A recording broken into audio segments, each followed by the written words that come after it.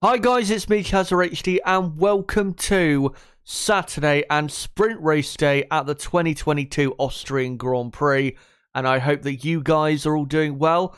If you joined me yesterday, of course, for the first part of the weekend, the qualifying watch-along yesterday, then it's great to have you back along for today. But if this is the first time, and I'm sure it will be for most people, because obviously now it's the weekend, the first time you're joining me this weekend, great to have you along for what is going to be still a pretty exciting weekend. Qualifying was exciting to a certain extent, but wasn't amazing or anything like that. But I'm sure we will get, throughout the weekend, some excitement, whether it be something in the sprint race, but definitely something in the Grand Prix on Sunday. But of course, today it is sprint race day, and what we're going to do today, practice 2, by the way, has just finished at the Red Bull ring.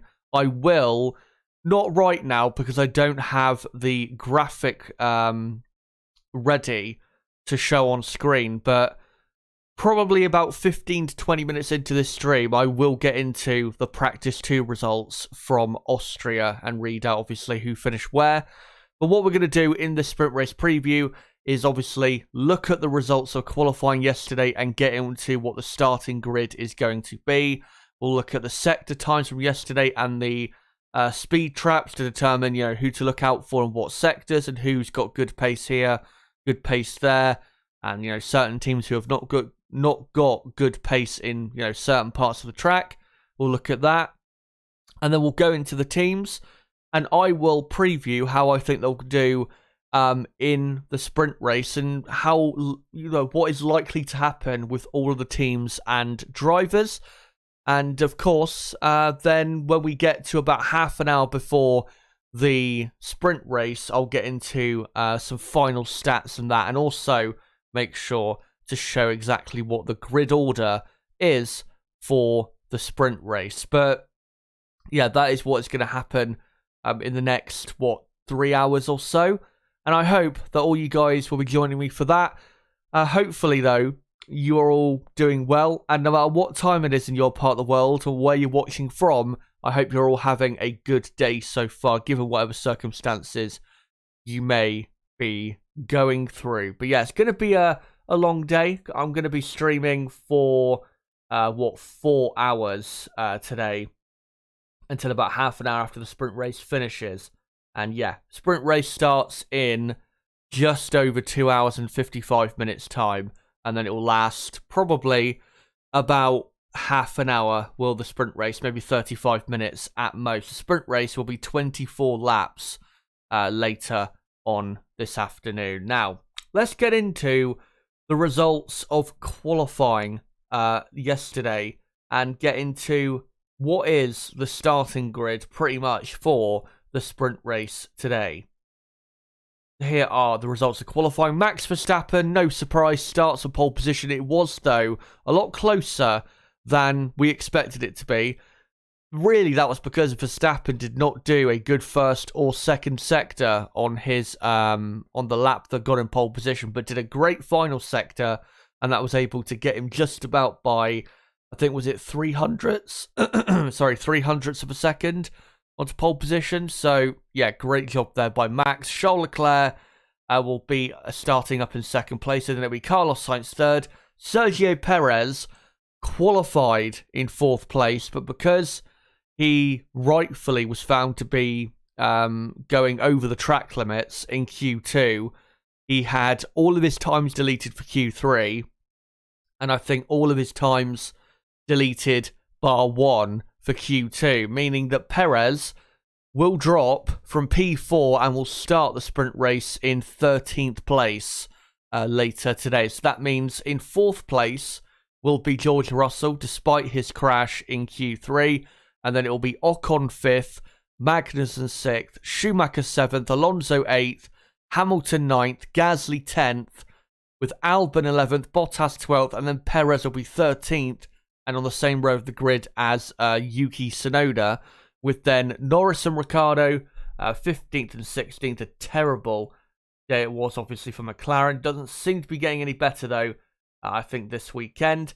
And then you've got Stroll in 17th place, Zhou Guanyu 18th, Nicholas Latifi in 19th, and Sebastian Vettel will start last of all the cars. He had about 2 or 3 times, I think in Q1 deleted, so was quicker than what he ended up being legally, but yeah, just could not keep himself within the limits of the circuit, unfortunately. But looking at the grid going into this sprint race, I mean, at the very front of the field, it's not very exciting. It's pretty much what we would have expected.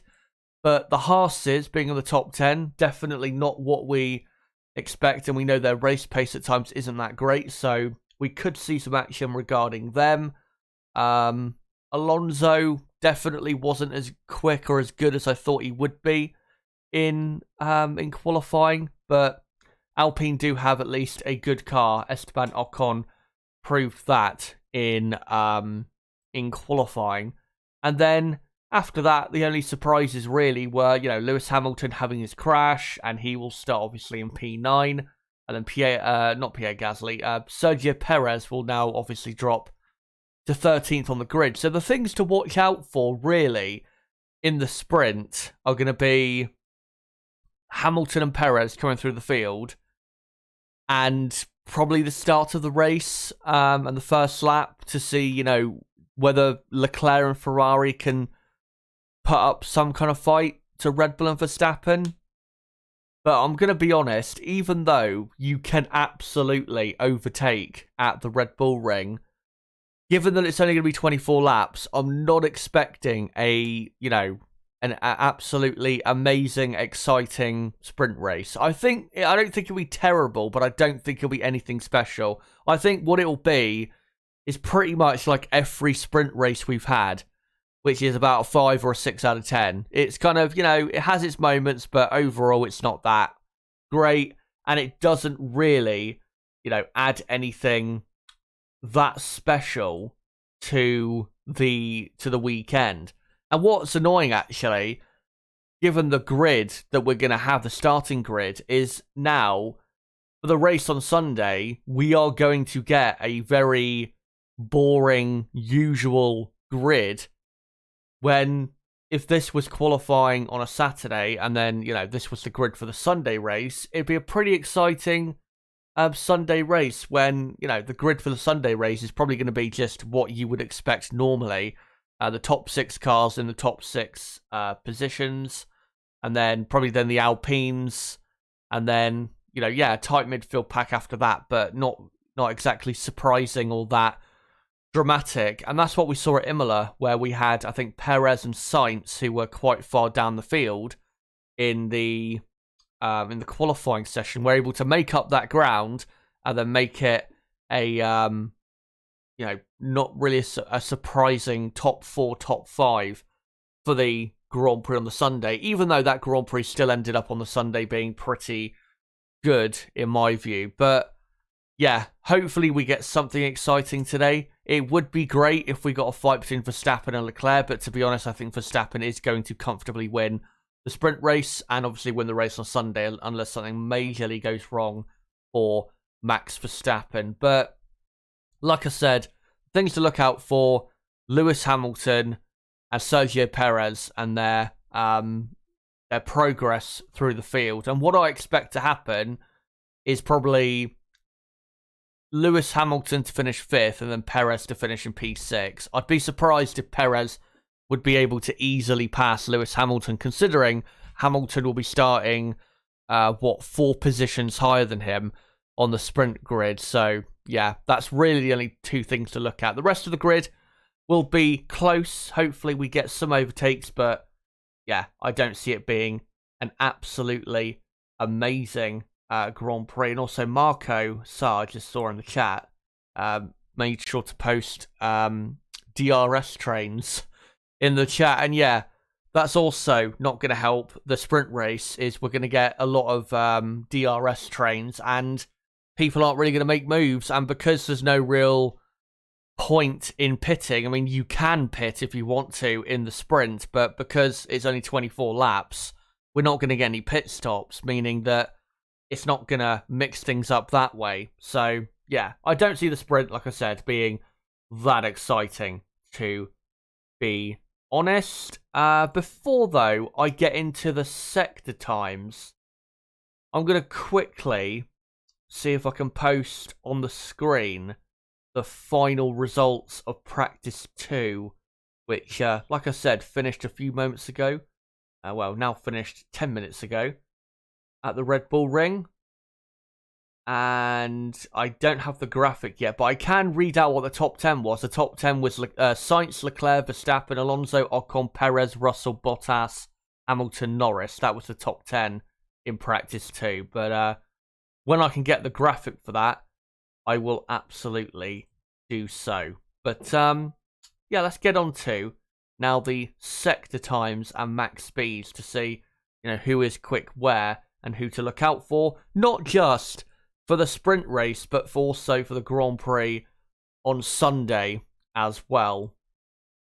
Here are the best sector times from the qualifying session yesterday. So if we start at the very top and compare Red Bull and Ferrari, the first sector, Red Bull about a tenth of a second quicker. Not really a surprise, even though it's a very short and simple first sector. It's not a surprise that Red Bull had a tenth of a second over Ferrari, and that's pretty much, I would say, the reason why Verstappen this weekend is able to be ahead of Charles Leclerc is purely because of that straight line speed that Red Bull has. Obviously, Verstappen is still driving very, very well, no doubt about that, but as you can see in Sector 2 and Sector 3, Leclerc very, very quick, and so is the Ferrari as well. And then, yes, Sector 2, Leclerc quicker than Max by, a couple hundredths of a second. And then, I think 0.002 of a second quicker than Verstappen in the final sector. So, I mean, if Leclerc can, let's say Leclerc doesn't get into the lead on the first lap of the sprint. If he can, on the end of the first lap, be, say, 5-6 tenths of a second away, he's not going to drop back probably that much. I mean, yeah, he will lose maybe a tenth, maybe slightly more than that on the straights if he can't get good exits off the corners. Because the Red Bull, we know, is very smooth car out of the corners. The Ferrari is also, but the Red Bull with its straight line speed, Ferrari have got to do everything they can to try and minimise the amount of time they're losing on the straights. But given the speed Ferrari have in Sector 2 and Sector 3, really, he can hold on, I think, Charles Leclerc. Maybe not for the entire sprint. I think that might be a tad unrealistic because we do know that Ferrari tend to burn out their tyres quicker than Red Bull do at the moment. I mean, Ferrari, I wouldn't say necessarily have bad tyre wear, but compared to Red Bull, I'd think they get to the end of their tyre life quicker than, say, Red Bull do. Obviously, for this weekend, we have the C5, C4, and C3 compounds of tyre, the three softest tyres for this Grand Prix. And with that, what we're probably going to get is most people, I would say, if not everybody, on the soft compound tyre. So that's going to play a role towards the final, say, 5 laps of the sprint. Red Bull having that better tyre wear probably compared to Ferrari. But in the sectors, it's looking pretty much equal, except for that first sector where Red Bull do have that clear tenth of a second advantage. Now, if we look at Mercedes, they had a very good car in qualifying yesterday. You can see Lewis Hamilton was quicker than both Ferraris in the first sector. So the Mercedes, in terms of straight line speed, doing very well, which is great to see. Not just for this weekend, but going forward after this. And then Lewis Hamilton losing, a tenth of a second in the second sector. By the way, these sector times, best sector times for Hamilton, that's his best sector times for any part of qualifying, not just Q3.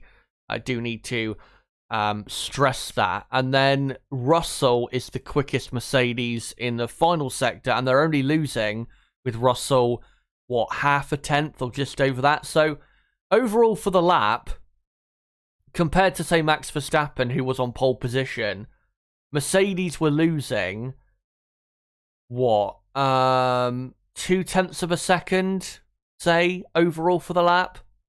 And, that is pretty good. I mean, I thought they would be probably 3 or 4 tenths off at best in qualifying. But to be, if you match up all their best sectors compared to the best sectors of Max Verstappen, to only be 2 tenths off, that is very, very good. And what that means with Mercedes having good race pace is I think Mercedes in the sprint will be able to fight with Ferrari. Definitely on the race on Sunday, they'll be able to fight with Ferrari. And maybe, you never know, if they've got really good pace with how soft these tyres are and how good they are at looking after tyres, maybe they'll be able to fight for victory on Sunday. But definitely look out for Mercedes. They have got the pace, without doubt, to finish on the podium today and also on Sunday. I have no doubt about that. And if you're a Mercedes fan, the hope has to be that they're starting tomorrow's Grand Prix in 4th and 5th at the absolute worst. Because if they start there, their chances are pretty good of a podium, I reckon. So, yeah, Mercedes, despite what happened in qualifying yesterday, with the 2 crashes, they are looking very, very quick. And it's also good omens going forward for them, because in the high-speed corners, as we can see, Sector 3, for example, is only high-speed corners, and they are, they're slower than Ferrari and Red Bull, but it's a small difference. It's, half a tenth at most with Russell there, just over half a tenth of a second. And on the straights, they're performing very well. The only thing they're not doing quite that well in is the slow corners with their car. And I think that's why they lost a tenth of a second to the best Sector 2 time, because there are 2 slow corners in Sector 2, Turn 3 and Turn 4. So, yeah, going forward, like I said, for Mercedes, this is a very good omen. I mean, the next Grand Prix at Paul Ricard, we do have a couple medium speed or slow speed corners, so that Grand Prix won't be the best for them. But when we go to, say, the Hungaroring, which is mostly pretty quick and not flat out, but, pretty fast, they're going to do pretty well, I imagine, around there. And probably as well Spa, Zandvoort, Monza. Well, Monza to a certain extent. Obviously, we've still got the very slow chicanes, but Mercedes have definitely got a good car now. There's no doubt about that. They've got a car that can fight with Red Bull and Ferrari.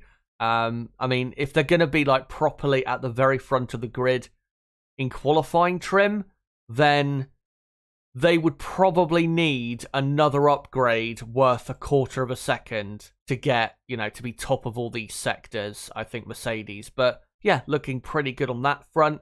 And then looking back after that for the rest of the field, Haas F1, very, very good in qualifying.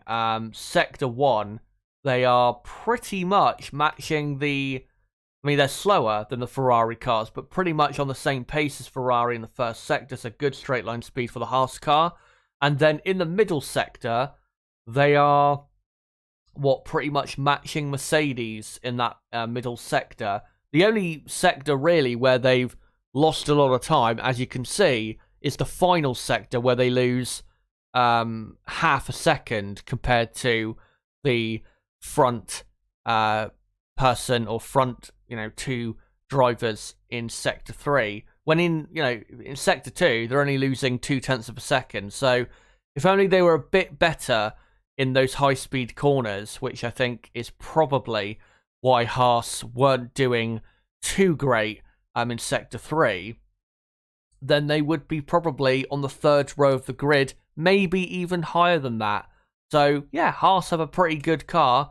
Hopefully, they've got the race pace to go with it.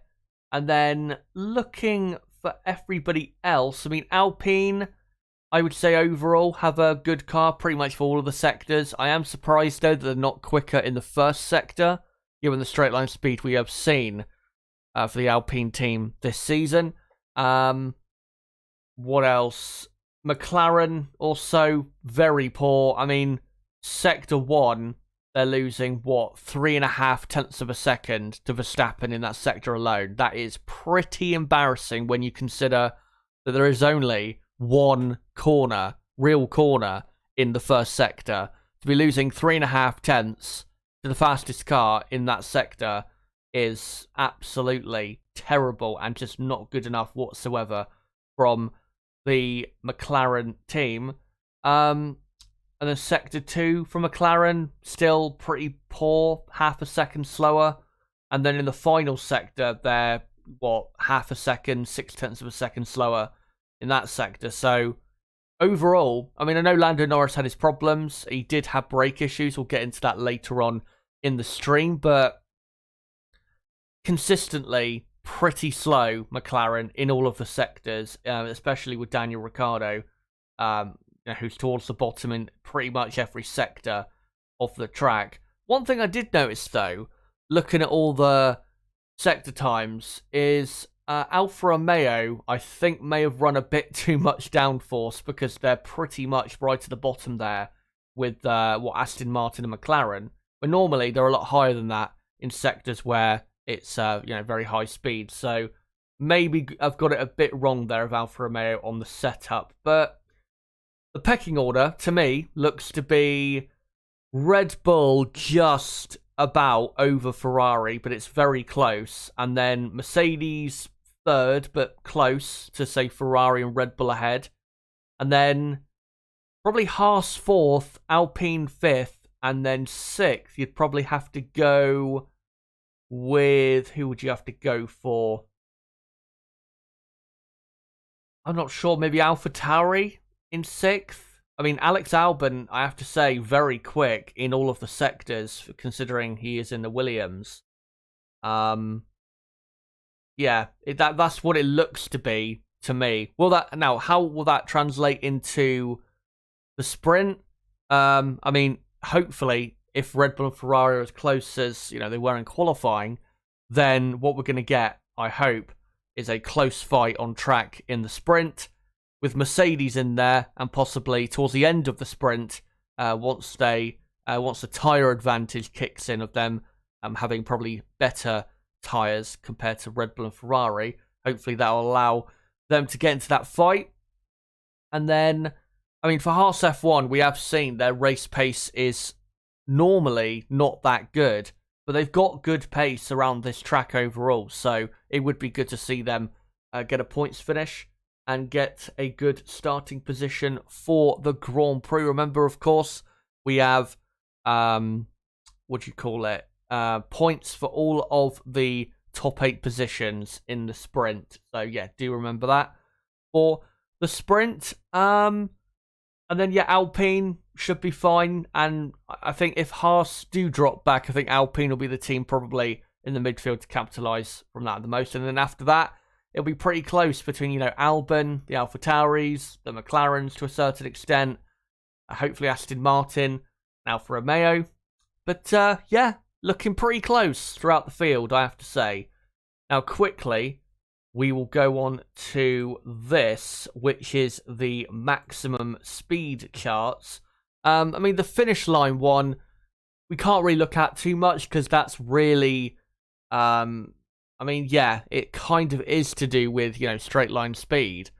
Because, you are building up quite a bit of speed there. 287 kilometers an hour there for George Russell, the quickest man over the line. But you do have an exit of a very important corner quite close to the finish line, so that does also help a lot when it comes to your finish line speed trap. I mean, you can still see, though, most of the Mercedes-powered cars, not that fast, unfortunately, over the finish line. But in the main speed trap that we'll look at on the left-hand side, the Red Bull, no doubt they are the quickest, and compared to Ferrari, they are 2 to 2.5 kilometers an hour quicker down the straights. Now, Ferrari, the reason they're closer in the speed trap compared to what they were like in Miami, for example, which was a couple of months ago, is because Ferrari, I think since Canada or Baku, have been running a smaller or thinner rear wing. So Ferrari have closed that gap and still have pretty good speed, but Red Bull still have the advantage there. And then you've got, Lewis Hamilton right up there with a pretty good speed of 319.2, matching Max Verstappen. But, in terms of who to look at for overtaking in the Grand Prix, Red Bull, if they are in a position, obviously, to overtake. Maybe the Williamses, but, that's kind of a hope that they'll be able to overtake rather than an expectation. The Haas is also looking pretty quick down the straights, and so is Alonso in the Alpine. Got to say, McLaren a lot quicker in the speed trap than I thought they would be coming into this weekend. They're pretty much about midway through the field, when normally they're in the bottom 5 of the main speed trap around most tracks. I've got to say, Aston Martin, very poor when it comes to top end speed. I don't know if their car is too draggy or, we do know the Mercedes team cut off a bit of drag a couple months ago to improve their straight line speed, and it has helped quite a bit. Maybe Aston Martin can do that, because I think that's definitely affecting their speed at the moment. I think that's definitely a big reason why yesterday they ended up getting knocked out in Q1. So, that's definitely got to be improved upon there for Aston Martin. But look out for Red Bull, Williams, Mercedes, Haas, and probably Alpine when it comes to overtakes, because they look to be the quickest in the straights here at the Red Bull Ring. Now, hold on, let me just work out how many. There's obviously the timer now is going to reset, and I need to redo it. Obviously, I switched away. Need to work out how many minutes we've got left. I think it's this. It's about just over 2.5 hours to go until the sprint race begins. And again, there is the qualifying order from yesterday on your screen. I'm just going to quickly have another look to see if I can get on screen the final finishing order or classification of practice 2, which finished about half an hour ago. And yes, I can. So I'll just quickly throw that up on screen.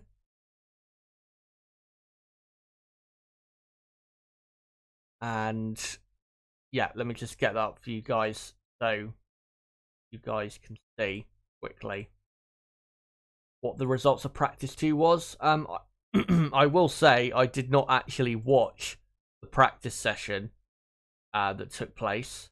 I was busy getting the stream ready, but let me just throw it up on screen now. So here is your final classification from practice 2, and it was Carlos Sainz quickest. The lap times, though, very slow.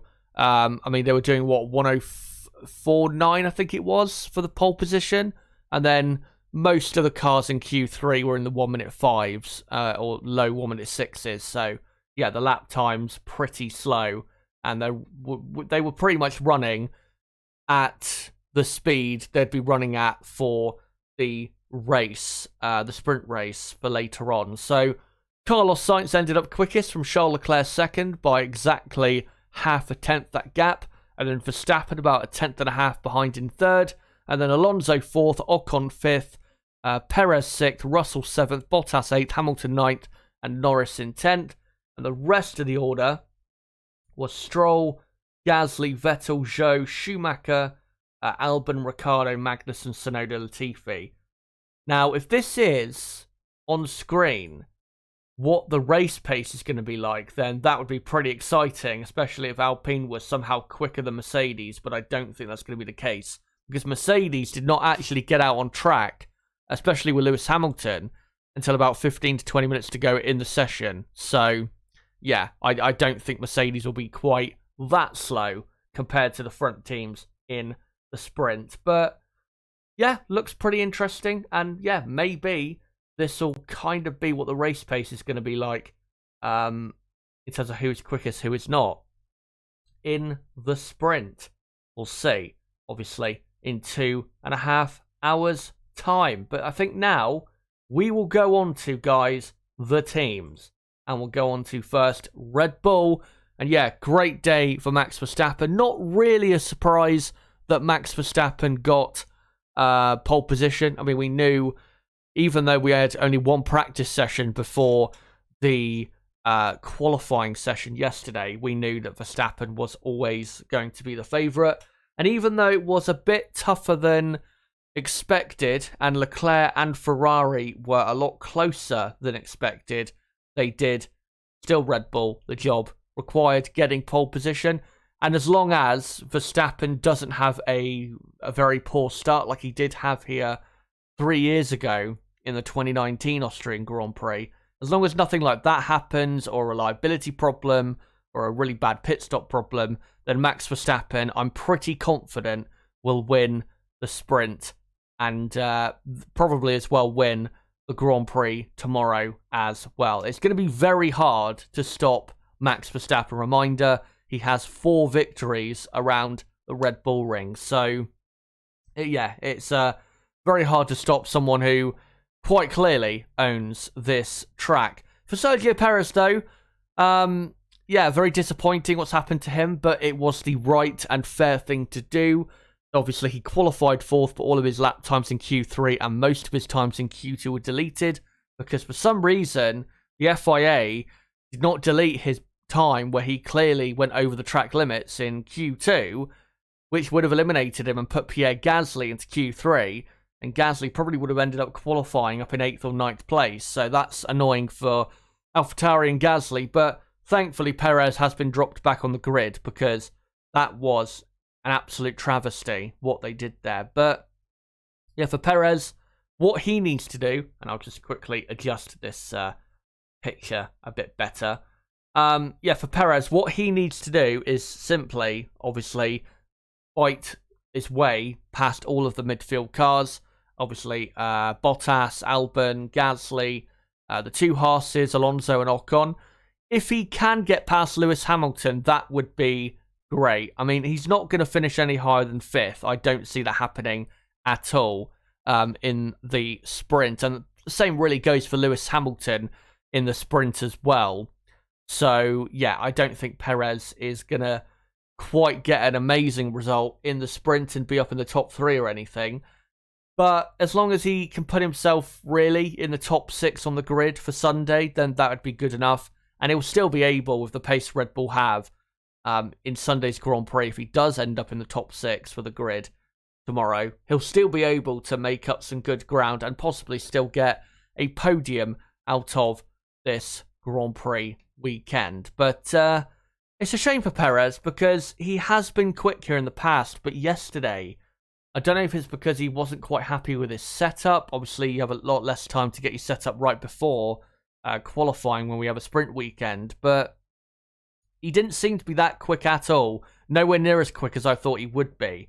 So yeah, disappointing there for Perez and for Red Bull. But really, as long as they win the sprint, that's all that matters. And Perez, makes his way through the field. That's all that matters for this sprint race. And I think most likely he will, Max Verstappen, win the sprint. And that would also be, I think, a couple extra points for Red Bull in the championship before they score, a boatload in Sunday's Grand Prix.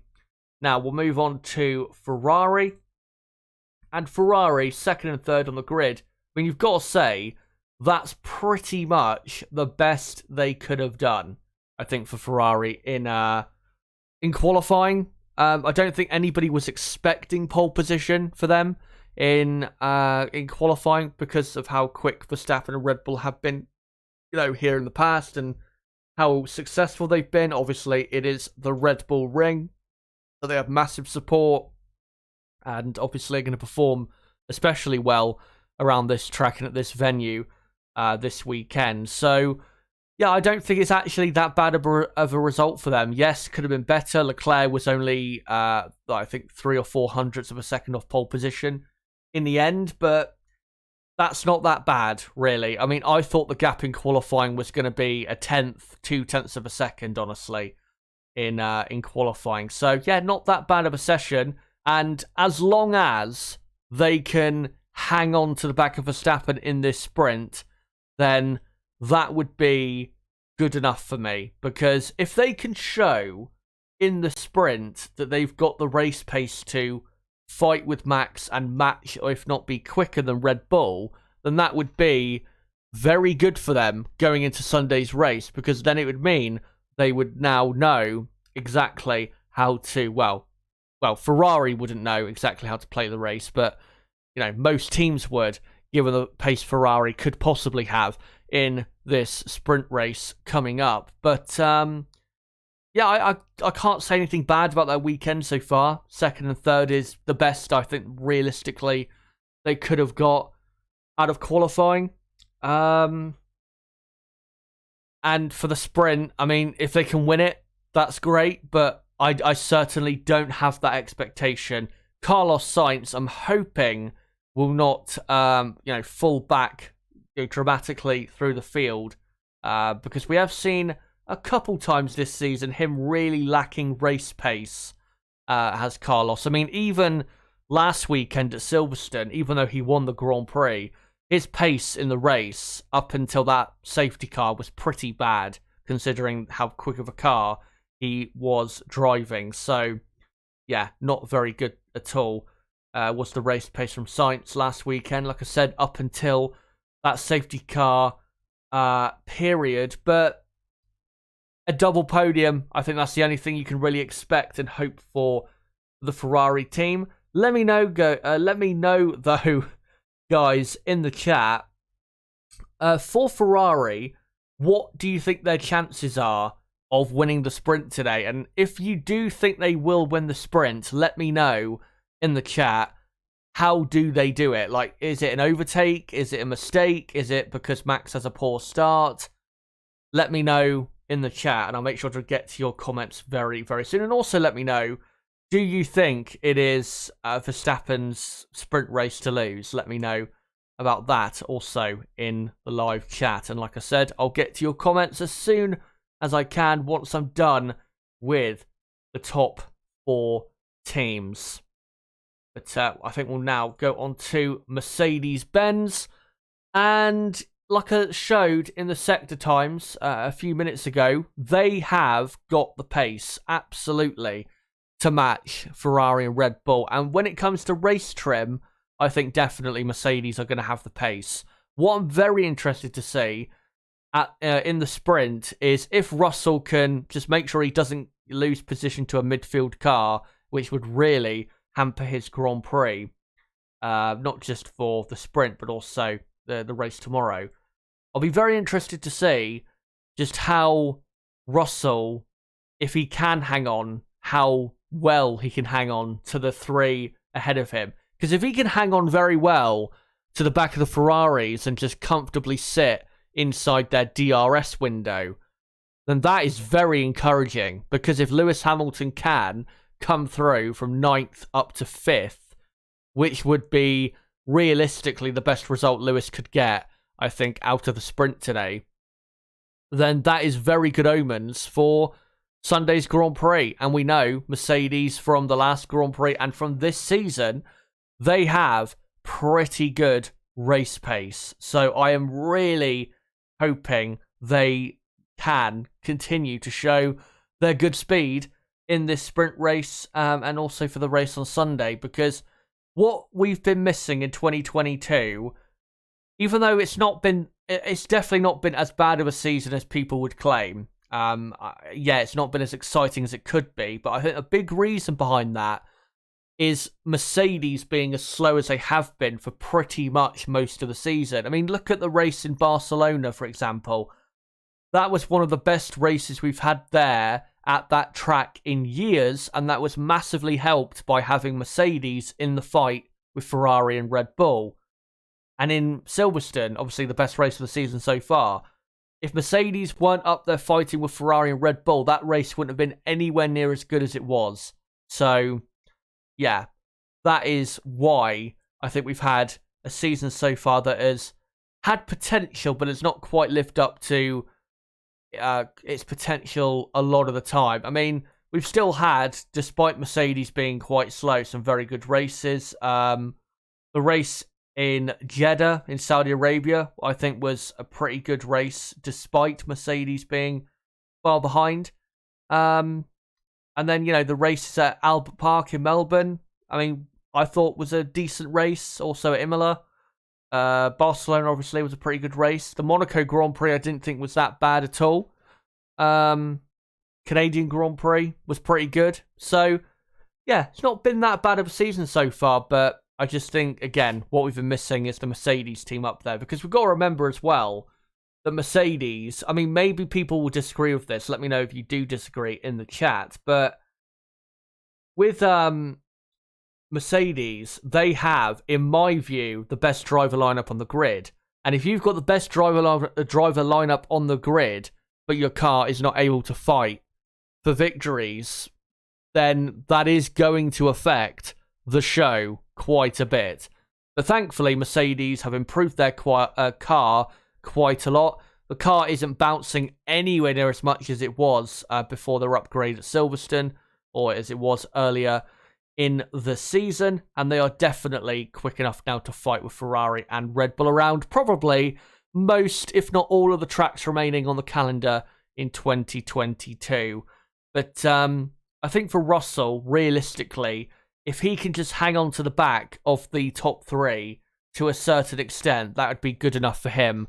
And it'd also be good enough for Mercedes to, to get that data going into Sunday's race to look at what their real race pace is compared to the front three.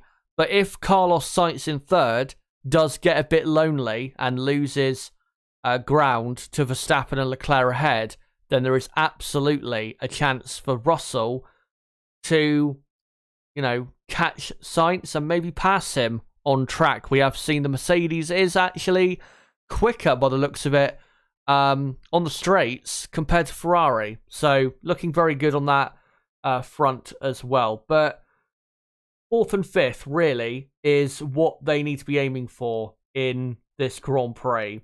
Yeah, they could get a third in this I keep saying Grand Prix as if it's a Sunday race. I need to try and stop saying that, but yeah, third is possible in this sprint race. There is no doubt about that. But realistically, fourth and fifth would be, I think, good enough. Just want to read out this super chat though from Silverback Orangutan. It says 2023, and this is for $2 or $1.99. So thank you very much for this, Silver. Says 2023. Let's all meet at Silverstone live race call. Maybe. I do have not plans to go to a Grand Prix in the future, but I am thinking about it definitely, whether it be the British Grand Prix or a Grand Prix in Europe somewhere. So yeah, I'll probably have more news on that when we get to probably end of this year at the earliest, because obviously calendar hasn't been confirmed for next year, and also the pre-season testing venues have not been confirmed. And if testing is in Barcelona again, say for the first test, but this time hopefully it's not shut off to the public, then I wouldn't mind having a nice winter trip to the beautiful hills of Barcelona, or Catalonia, in North Spain. But yeah, I'll let you guys know more about that later this year. But let's move on quickly to McLaren. And yeah, McLaren very, very poor in qualifying. Lando Norris had qualifying.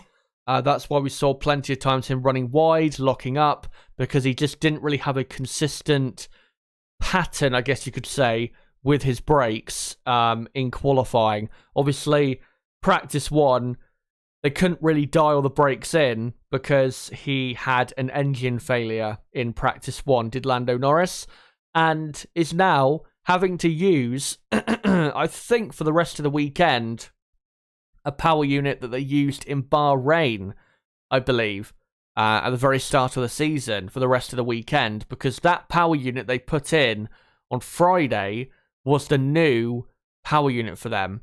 So that is very disappointing. But McLaren, even though Norris would have been quicker if he had, properly working brakes, Lando, for Lando, McLaren still did not have anywhere near a good enough pace, really, to be competitive in the top 10. The two Haas's were definitely quicker than McLaren, even if Lando Norris had,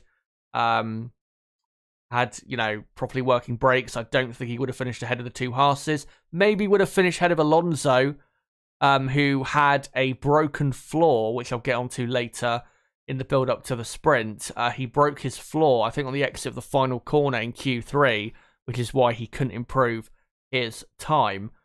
But I don't think Norris would have been, up in the top 7 or top 6 on the grid. I just don't think that would have happened. And I think overall, McLaren just don't have that quick of a car whatsoever, really. So, yeah, not very good at all for the McLaren team. And if they are stuck in DRS trains today in this sprint, which is likely, then McLaren won't make up any ground at all, because their straight line speed, even though it was better by the looks of it in the speed traps that I showed earlier, it's still not good enough, and it's not enough really to see them, fly through the field. And also, they're having, at the moment, I think, inconsistent handling of the car for both drivers, obviously with Lando's brake issues and, Daniel having a multitude of issues when it comes to the brakes. Not to the brakes, to the handling of the car, does Daniel. But, yeah, not much more to say, really. McLaren, very poor. And I would be surprised, honestly, if McLaren got more than a point out of this Grand Prix this weekend. That goes for not just the sprint, but the race tomorrow, because they just don't have the speed, I think, overall on this track, really, to make overtakes work. But that is your top 4 teams, and we will get onto the midfield teams later on in this build-up to the sprint race, which starts in about 2 hours and 12 minutes from now, just under 2 hours and 12 minutes from now. But guys, in the live chat, make sure to let me know, who do you think out of the top 4 teams is going to do well or not so well? And let me know what you think the drivers are going to do out of the top 4 teams as well, and how you think they will perform in the sprint. And yeah, do you think we'll get a good competitive fight for victory in the sprint between Red Bull and Ferrari, and Verstappen, Leclerc, and maybe Carlos Sainz as well? How do you think Mercedes will do? Do you think they have the pace to possibly get on the podium or even fight for the win of the sprint? Let me know in the live chat. And for McLaren, what do you think they can do from 15th and 16th on the grid? I would love to hear what you guys have to say about that. But before I come to you guys in the chat, just want to say for everyone new watching, or anybody new watching, don't forget to join me and subscribe to the channel for my content coming up tomorrow, which is going to be a very busy day. 5.5 hours of streaming tomorrow, where I'll be live at 12 p.m. UK time until 1:30 for the race preview. Then from 1:30 p.m. till 4 p.m, obviously all these times are UK time, will be the race watch-along. And then from 4 till 5:30 p.m. UK time will be the race reaction. So if you are new to the channel, it would be great to have you along for all of that tomorrow. Obviously, race day in Austria. And you can subscribe on the bottom right of the screen by clicking subscribe right there. And as well, don't forget, for everyone watching, to smash the like button and share this video and channel everywhere you can. And don't forget to give me a follow on Twitter. But let's now get into what you guys are saying in chat. And yeah, make sure to keep your comments coming. And also, give me, guys, your top 5 predictions for the sprint. Who do you think is going to win the sprint, finishing 2nd, 3rd, 4th, and 5th? If you want to give me your top 10, go for it, but at least give me your top 5, and I'll make sure to read out what you guys have to say. I will, though, quickly go with what I think is going to happen. So I think it'll be...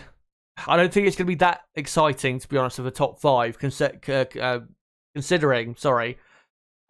what the starting grid is. I think it'll be Max first, Leclerc second, Sainz third, Russell fourth, Hamilton fifth.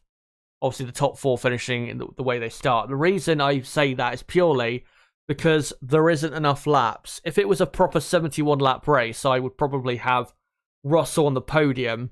But because it's only 24 laps, I just don't see him making quite that progress in that short amount of time, when obviously we won't get pit stops. And yeah, hello to everyone who is in chat, and hello to everyone who is watching. Great to see you all here. T Time says Max to win both sprint and race, 34 points. Mercedes are going to screw a Ferrari all weekend, says Josiah. And also T Time says Mercedes looks good on race pace. Yeah, this is now, and this is as a result of Ferrari's poor, I guess, trackside performance, especially in the races. They are now going to be under threat for the rest of the season from Mercedes. Now, Ferrari should have still a faster car than the Mercedes team, but because we know Ferrari will always give up points on race day, no matter how quick their car is, and Mercedes are still very consistent. I mean, even though they've been pretty slow this season, they've still been pretty consistent in getting, like, minimum 17, 18 points a race out of almost every single weekend. That will probably keep Mercedes nice and close to Ferrari in the Constructors' Championship. And I still think there is a pretty good chance that Mercedes will finish second in the championship. I still think that's possible. Dane asked, why is Hamilton starting P10? He's not starting P10, he's starting P9 unless I have... unless something else has happened that I've not seen. But no, starting P9 is Lewis Hamilton. But yeah, the reason is because yesterday in qualifying he crashed on the entry to turn 7. Pretty unusual mistake, but even the GOAT makes mistakes sometimes. SHT says Alonso with a broken floor since Q1 still managed to get through to Q3 even with that issue. Yeah. Was it in Q1 or was it... I thought it was in Q3. Let me have a quick look. I saw that he had the broken floor, but I thought he broke it in Q3, which is why he couldn't go any quicker. No. Let me try and find it quickly.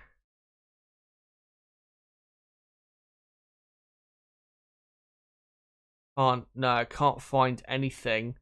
But yeah, he did have a broken floor, and like I said, that's the reason he couldn't be up there with his teammate. I mean, if he had a completely healthy car, Fernando probably would have been starting, 5th, and then with his teammate 6th, so Alpine would have had a third row lockout. But Alpine will probably have a pretty good result out of this sprint anyway, and may even overtake McLaren in the Constructors' Championship after today's sprint if there's a couple of retirements of cars ahead. So that would be, that'd be ideal for Alpine. And yeah, Dane says Norris got P10 in FP2. Maybe this is their chance. They're too far back on the grid though, unfortunately. McLaren. Manshur says Ricciardo needs to be let go. I disagree. I disagree. The reason I disagree, I mean, yes, Ricciardo clearly this season has been worse than Lando Norris, but that's, no different to what we saw last year. And I think everyone will agree now that Lando Norris is better than Daniel Ricciardo. But if you look at this season, Daniel, I think, has been closer to Ricciardo. So to Norris. I'd hope he's close to Ricciardo, Daniel. Bloody hell. It's been closer to Norris than he was last season. He's not getting lapped like he was at times, I think, last year by his teammate. But the problem is, and I mean, yeah, maybe he should still be doing better to overcome this. But the reason it doesn't seem as though he's closer to Norris and he's doing better compared to what he did last year when going up against Lando is because the McLaren car is much slower than it was last year. And because of that, even if Ricciardo is closer to Norris, if Norris is not doing that well, that means Ricciardo is going to be very far down on the grid. Case in point, qualifying yesterday, or where was it? Not Canada. There was another Grand Prix. I think, was it Baku, where Lando was in like P11 or something and Ricciardo ended up 12th or 13th? That's the problem, is Daniel this season, I think, has most of the time been closer to Lando than he was most of the time last season. But because the car is so much worse than it was last year, we're not really getting to see, Ricciardo be stronger or better performing compared to Lando Norris.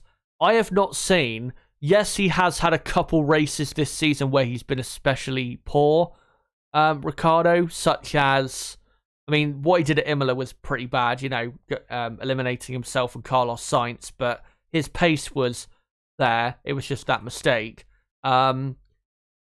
Miami, Barcelona were probably two races where he was pretty poor. Monaco as well, I think you could say.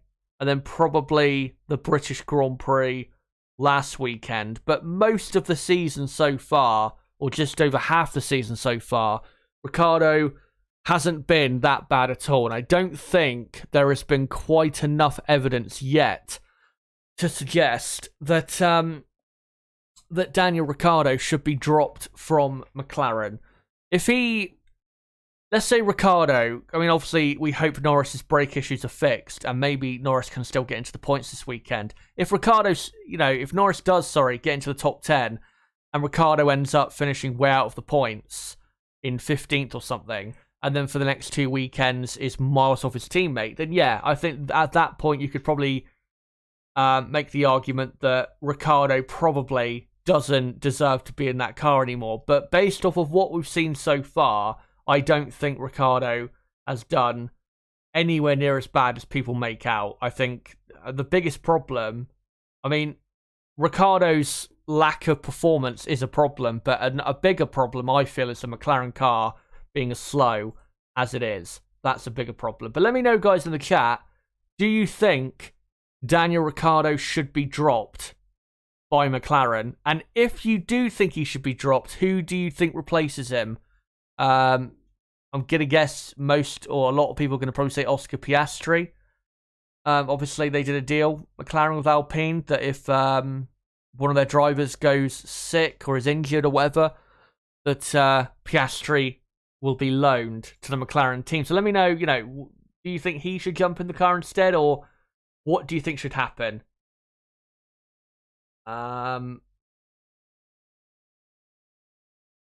Let's see if we can find some other comments here. And by the way, for anyone wondering, because I have seen a couple of comments, if you are wondering when the sprint is, my timer on screen is showing. So, yeah, 2 hours to go until the sprint.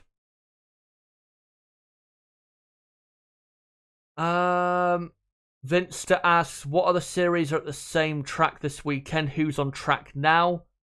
You've got what? Formula 2, Formula 3, and have we got the W Series as well? I'm not sure.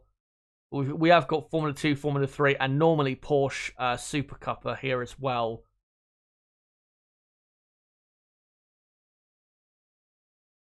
Lando will start P10. No, he's not going to start P10. He's starting P15.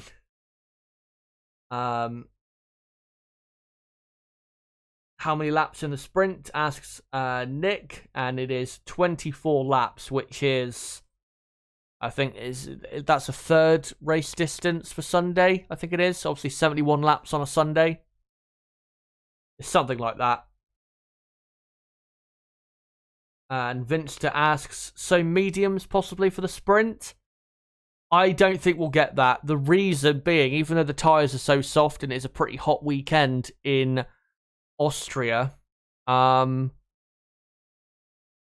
there's not enough corners to really wear out the tyres, I think you're going to see the soft tyres on all of the cars pretty much. I think you may get a couple teams going for the medium if they, just need to try something to try and get the way up the order because they haven't got the pace anyway.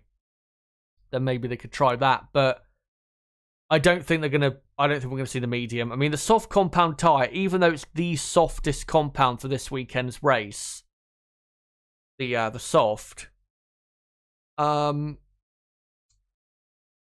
do you call it? It shouldn't die that quickly.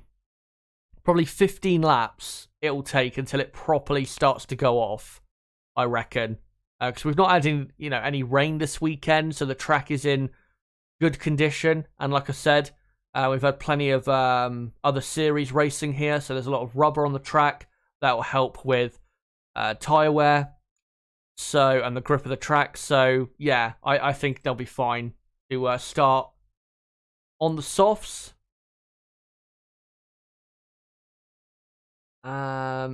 Interested to hear about the Haas team. They perform well so far. Blind luck or making gains, asks Vinster. I think it's just their car works really well on this track. They haven't brought any upgrades to the car in 2.5 months, so it's definitely not an upgrade. The upgrade they're bringing, the final upgrade they're bringing for the year, is at the Hungarian Grand Prix, which is in 3 weeks from now. I mean, if they've got this pace now, then I hope they can really make a big step forward with that upgrade. If they could make a step forward of, say, half a second compared to where they are now, then that would be pretty good for them, because that would probably allow them then to start climbing up the constructors table again, when obviously they were, for I think the first 2 or 3 races, up in like 5th place, and then they dropped all the way down eventually. I think before last weekend's race at Silverstone to 9th. So yeah, hopefully it does improve their position. Let's see if we can find some other comments here. Make sure to keep them coming in chat. And by the way, if I do miss your comments at any point, just make sure to post them in the comments section, and at the end of tomorrow's stream I'll make sure to go through them, any comments I've missed. So yeah, if I do miss them, just post them in the comments section down below. Dane asks, considering Aston Martin got P11 and P13 FP2, do you think they can score points? Well, not in the sprint, but in the race, maybe. Depends on how far they get up through the field and, set themselves for the grid for Sunday.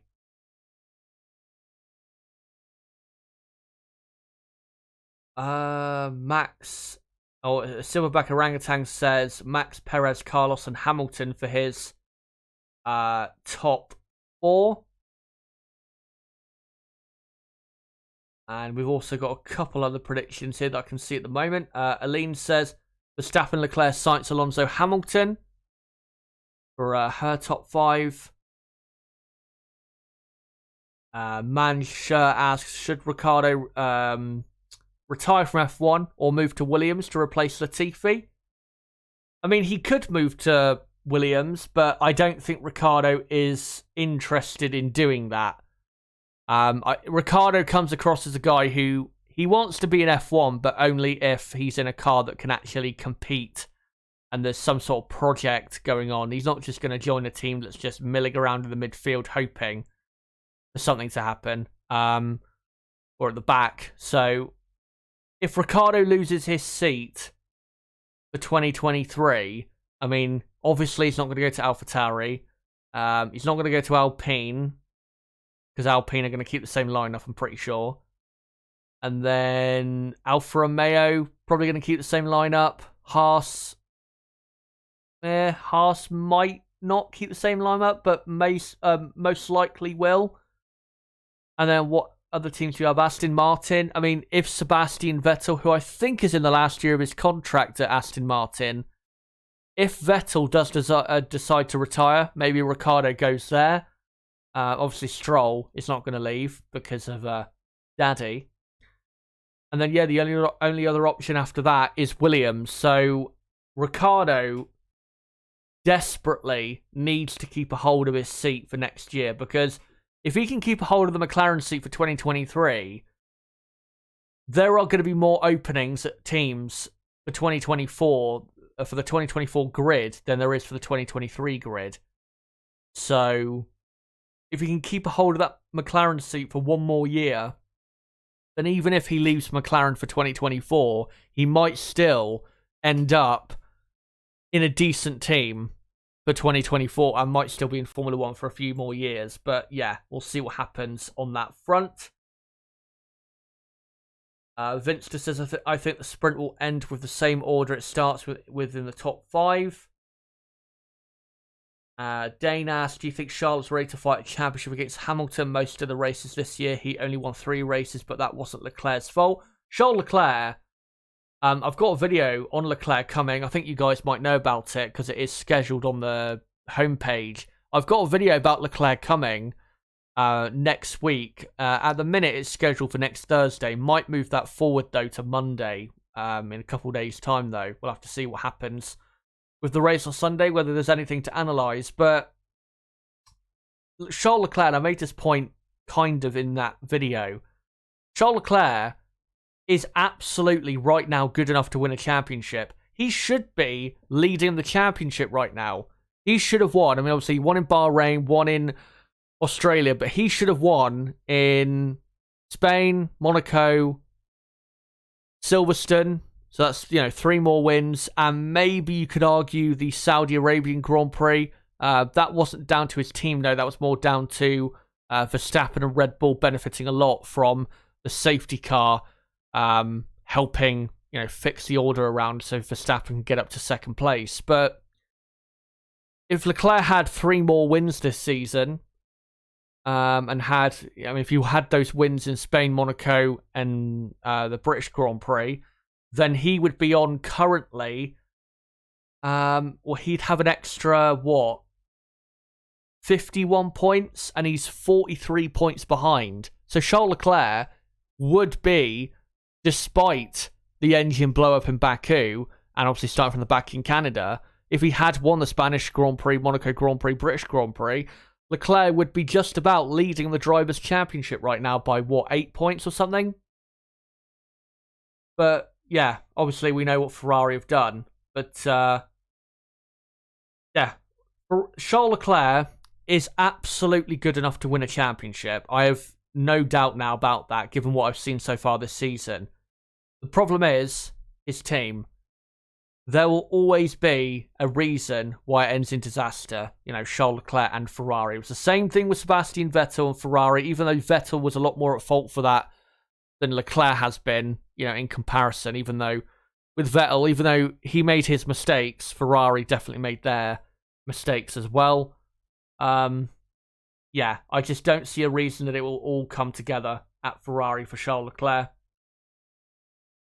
Brian Morrison says, another 31 points for Max this season. Leclerc is good, but Max is a level above. Everyone can see him doing what Vettel done. But then I'd love to see, I think he says, I'd love to see him move and do it with another car. Yeah, it'd be interesting to see what Max would do in another team, like a Ferrari or a Mercedes, but I don't think we're going to get that for a very long time. I mean, his contract at Red Bull doesn't end until 2028.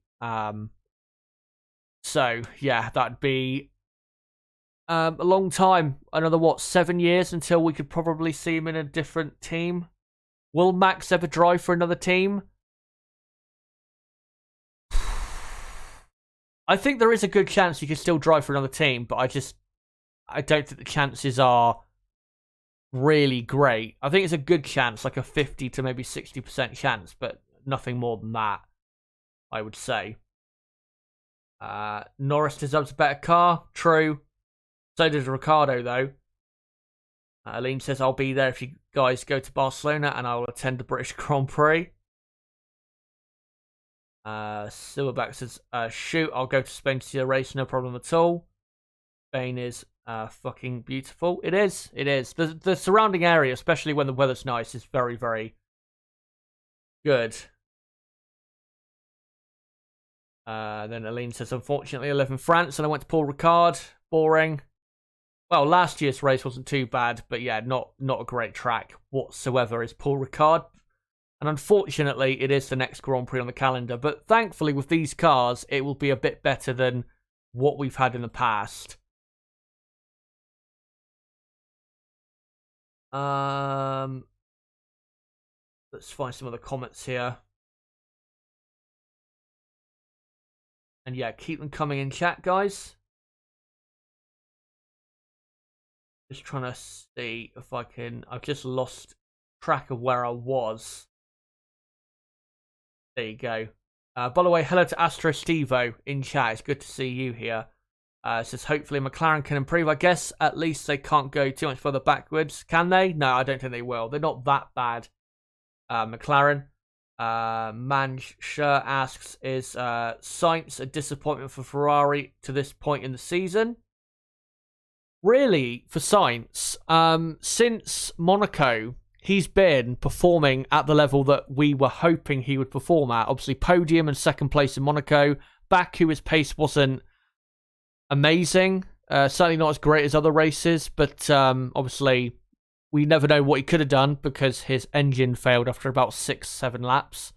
Canada was very close to a win, and obviously British Grand Prix got the win, but his pace wasn't as great as maybe you would have thought in that Grand Prix. But yeah, if you look at the season so far, Sainz definitely could have and should have done a lot better this season, but thankfully is now starting to perform a lot better than, you know, what we saw earlier in the season.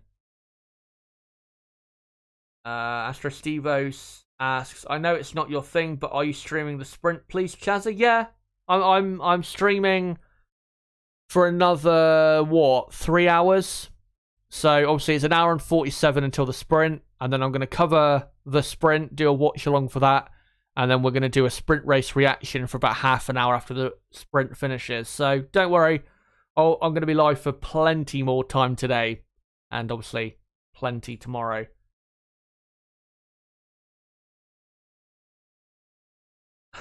Some interesting flirting in chat. Vladimir Rodriguez says, seems like McLaren is going backwards. They will lose Lando if they don't improve in the next seasons. Yeah, I mean, maybe for Norris it was a bit of a not the wisest decision to sign on to McLaren for until 2025, but given how McLaren were last season, I probably would have done the same. So yeah, I don't think anyone could have expected McLaren to come into this season being this much worse. And I've got to say, I mean, Mercedes have been very disappointing this season. There's no doubt about it. But McLaren, they don't get talked about enough for me. They have been incredibly disappointing.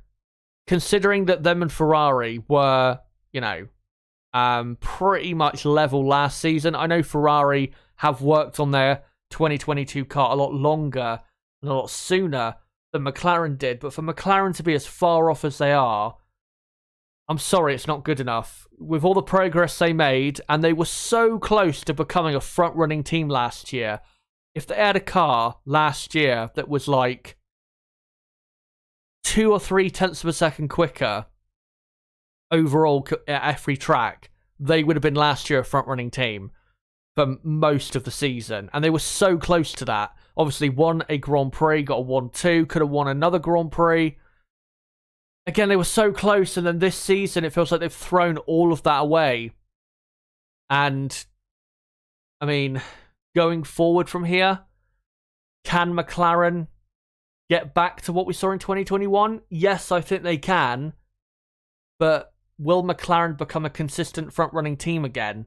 I'm not sure they will. I think we'll get the odd race here or there where they still get podiums, maybe even a win. I'm not sure McLaren are ever going to get back to that, unfortunately. I think the regulations for 2022 was a massive opportunity for McLaren to make that final step. Because all McLaren need to do is make that final step. That's all they're missing, is a quick car. They've got the drivers, they've got the team personnel. They just need the car, but they don't have it. And it's a shame, because we do need McLaren up there.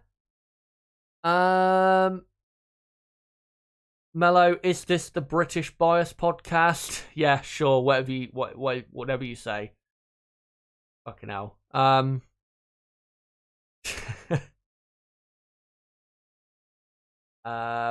Broccoli Games says, do you think Max Verstappen is GOAT material? Yes.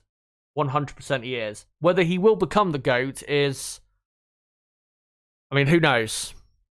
I don't think we can really say for sure whether he will probably become the greatest or one of the greatest of all time. Probably until, say, 3 or 4 years from now, where you'd imagine he'd have another 2 or 3 championships. But if he doesn't, then it's going to be pretty hard for him to get to that status. But he does have the talent, without a doubt, to be one of the best ever. Astro Stevo's prediction is Leclerc, Sainz, Russell, Alonso. And also says, I don't think Ricciardo has actually lost his talent, but clearly the car and team isn't suiting him, badly so. What do you call it? Yeah, I mean, I have seen a lot of people on social media say with Ricciardo that the team are sabotaging him. I don't think they are, because what do McLaren have to gain from that? Absolutely nothing is the answer. I mean, if Lando was their only hope of fighting for a championship, then I could see some kind of sabotage going on in terms of focusing more on Lando in developing his car and the way they set the car up. But McLaren are a midfield team. And because of that, there is no reason to screw over a driver and deliberately lose out on extra points just so you can favour one driver over the other. Ed Havard, location please. Well, absolutely not. Did Lewis come out the garage in FP2? Yes, he did for the final, I think, 20 minutes. So he is okay. Silverback says, drop Daniel. He has fallen apart like Vettel once left Red Bull. Daniel should go to Red Bull.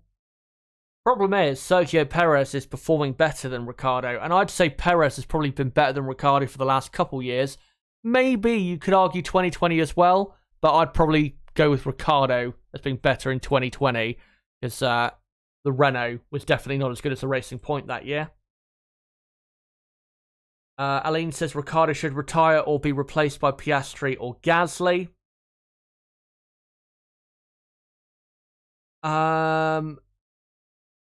Yeah, I think if you look at the grid at the moment, I mean, Gasly has signed on for another year at AlphaTauri. He was anyway. He has a contract, I think, until the end of 2023. Does Pierre. But it does look as though those are the only two options, really, whether Ricciardo is replaced for next year or the year after. I mean, who else could go to McLaren? Sebastian Vettel, maybe? If Vettel wants to continue in F1 but not continue with Aston Martin. Maybe he could go to McLaren. Maybe Vettel and Ricciardo swap deal, maybe. That'd be pretty interesting. If not Vettel, though, then who else? I mean, Ocon and Alonso look pretty locked in at Alpine. Maybe Valtteri Bottas, but that would depend on what Alfa Romeo want to do with one of their junior drivers, Théo Pourchaire, who is very talented and just a very, very good driver. Yeah, it's pretty hard to say, to be honest, looking at Ricciardo, what should they do or who should they go for to replace Daniel? Personally, I mean, if Sebastian's contract is up at the end of this year, if I was McLaren, I would definitely be asking Sebastian about, do you want to drive for McLaren? And I think Vettel would definitely consider it. Yes, McLaren this season haven't been great, but they're definitely better than Aston Martin. There is no doubt about that. Aston Martin are performing nowhere near where they should be, considering their personnel, resources, all of that. They are not performing anywhere near the standard, unfortunately. How is it possible? 2 hours until sprint? Well, now an hour and 40 minutes. The sprint race starts at 3:30 p.m. UK time. I'll just make sure in case I'm wrong, but I'm pretty sure it starts at 3:30 p.m. UK time, and it does. Yeah, another, hour and 40 minutes or just under that until the sprint. Anders Ericsson says, I can't predict my 5 for the sprint, but I think Verstappen will wait for tomorrow. Ferrari, Merc will attack. Let's see what Alpine and Haas will do. Maybe push hard. Manshur asks, do you think if China gets aggressive with Taiwan, Zhou will be treated like Mazepin? The thing is, it's a very difficult situation, that. It really is. The thing with Mazepin is he deserved to be dropped from the grid, not just because, obviously, of the connections to Putin, but obviously because he was an absolutely shit driver. But the thing is, with Mazepin, he wasn't just Russian, but he had direct connections to Vladimir Putin, with his father obviously being an oligarch of a massive oil company. So, there was direct connections. And there's actually, I think, a video of the Mazepins meeting Vladimir Putin like 2 or 3 years ago. So, yeah. I mean, you couldn't really argue that there was no connection there. The thing is, I have no problem punishing, say, Russians who have a connection to the actual regime in Russia. But, like, in tennis, for example, they've, for Wimbledon, which obviously is coming to the end of, the tournament now, they banned Russian and Belarusian tennis players. A lot of the Russian players are not connected in any way to the regime. Like Daniil Medvedev, who is the world number 1 in men's tennis, he's lived in France for like 15 years almost. He's not really, I mean, he's Russian, but he's not, he's also pretty much French as well. Considering, I think, how well he speaks French, how long he's lived there. Like I said, he's Russian, but he doesn't really have that connection to, the people that matter in Russia. So I don't think like someone like him should be banned from sporting competition just because he's Russian. You should ban people who actually have connections in some way to the regime.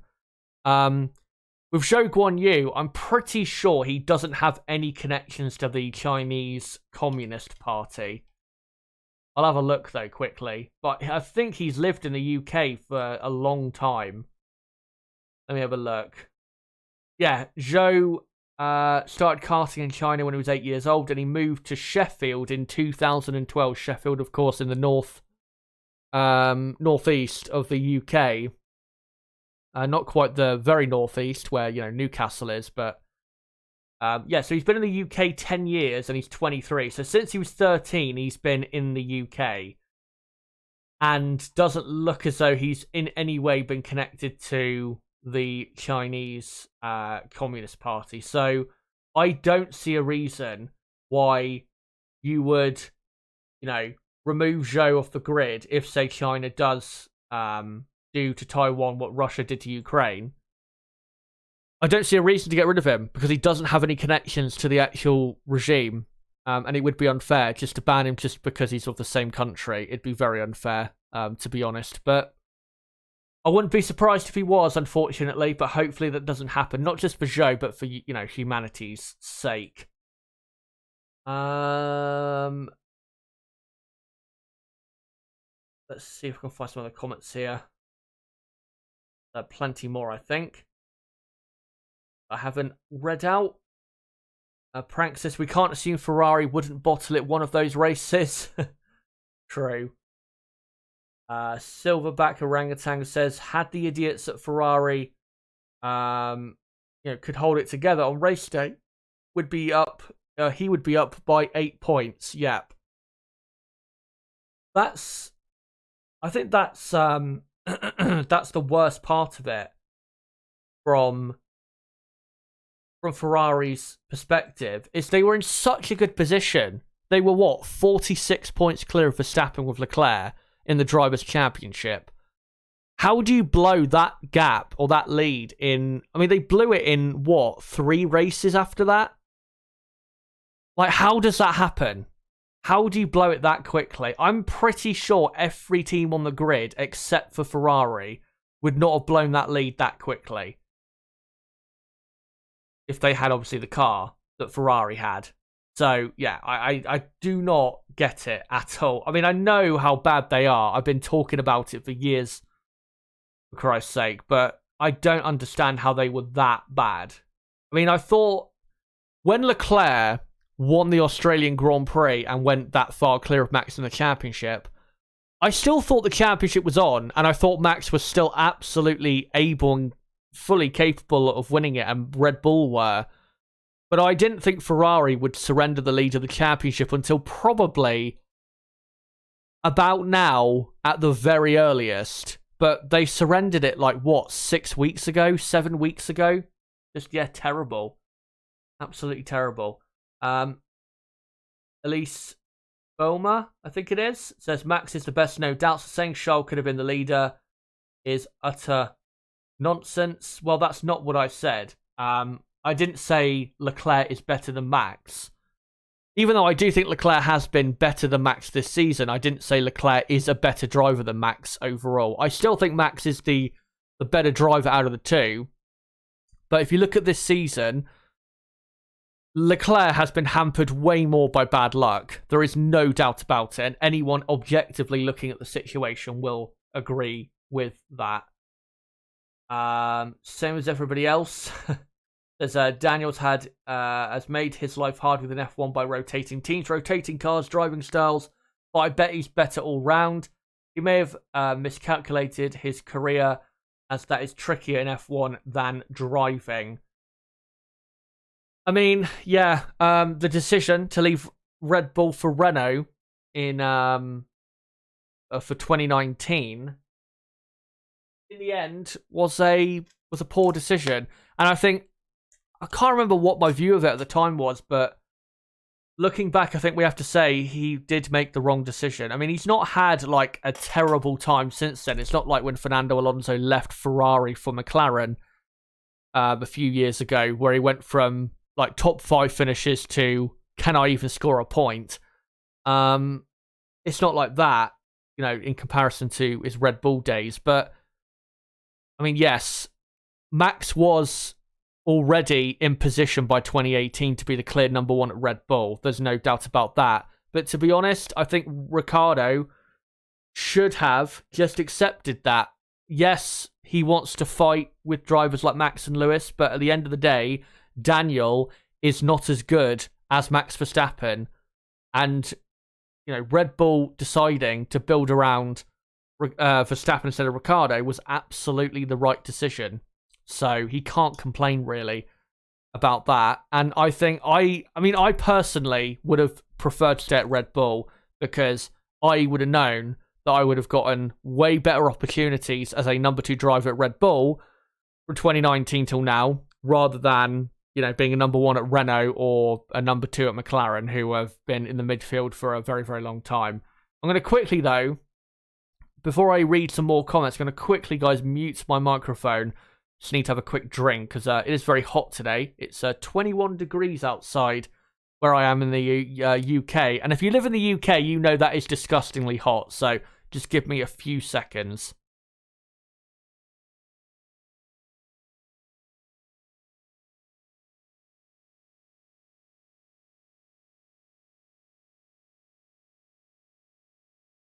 That feels better.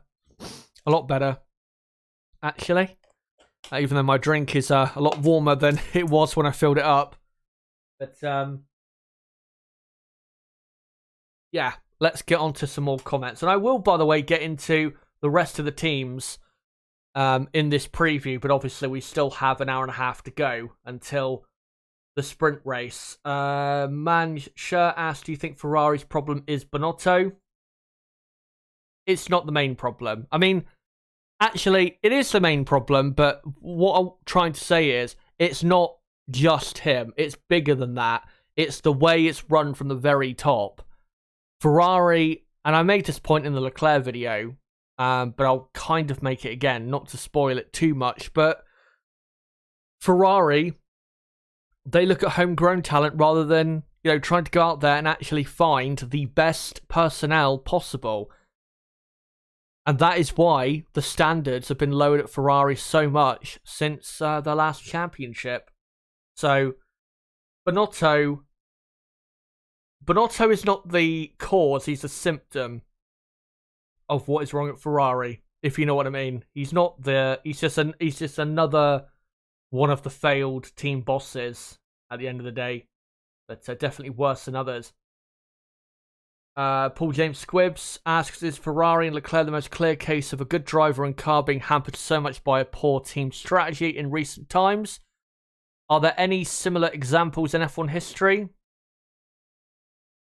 Maybe not in terms of strategy, but in terms of reliability, yes, there are examples of this. Kimi Räikkönen at McLaren in 2005 is a great example where that year, I still think Räikkönen should have been world champion that year. He was at his peak that year and was on a different level compared to what he was, I think, really after that. Even in his title-winning year in 2007, he was nowhere near as good as he was in 2005. But so many times he had an engine penalty and to start, 11th, 12th on the grid, or was leading the race and then his engine blew up.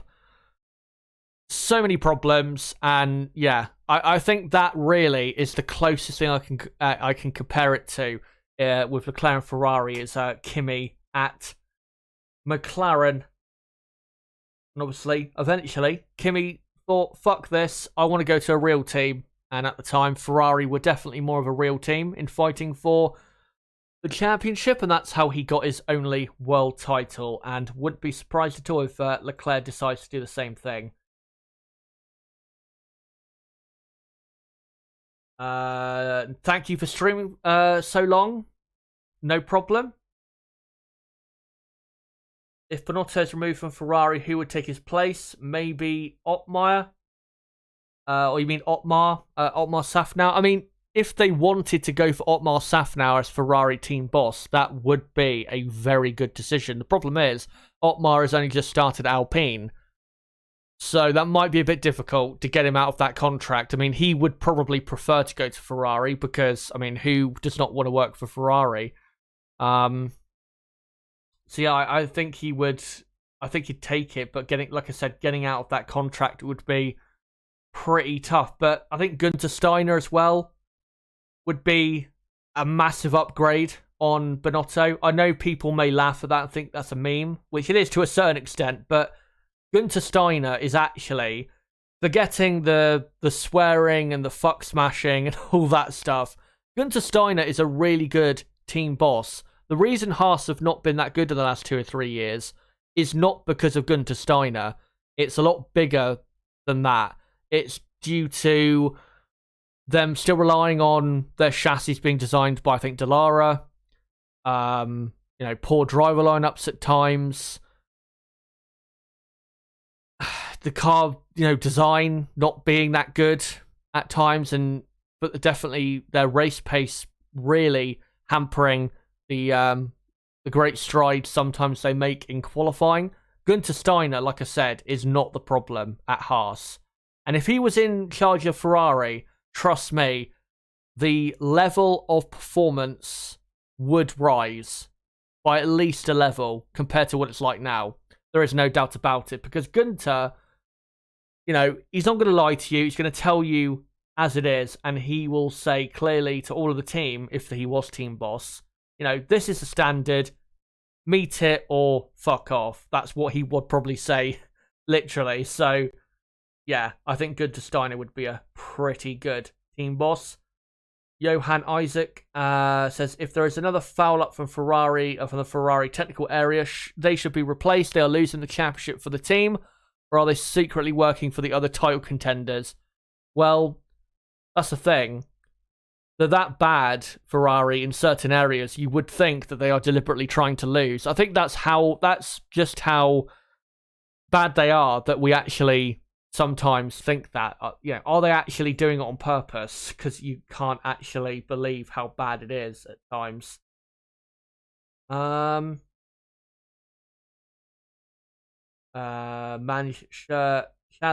I so appreciate you taking questions head on. Thank you, no problem.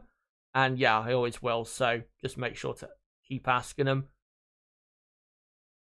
And then asks, any thoughts on Andretti taking over Haas in 2024? I want Andretti to join the grid. I don't want them to take over the Haas team because I want more teams on the grid so we can get, a couple drivers here or there from F2 into F1. Because obviously, Oscar Piastri, who is the F2 champion, should be on the grid right now, but he's not because of a lack of space on the grid. But he will definitely, Oscar, be on the grid next year. There is no doubt about it. Whether it's McLaren, Alpine somehow, or Williams, he will be on the grid next year. But yeah, I think Andretti will hopefully be the 11th team. But if they do take over Haas, that would be good. Paul James Squibb says, if a Russian sports person spoke out against the invasion of Ukraine, would they still get removed? Probably, yeah. I mean, I'd have to look more into that to see if that is the case, but yeah.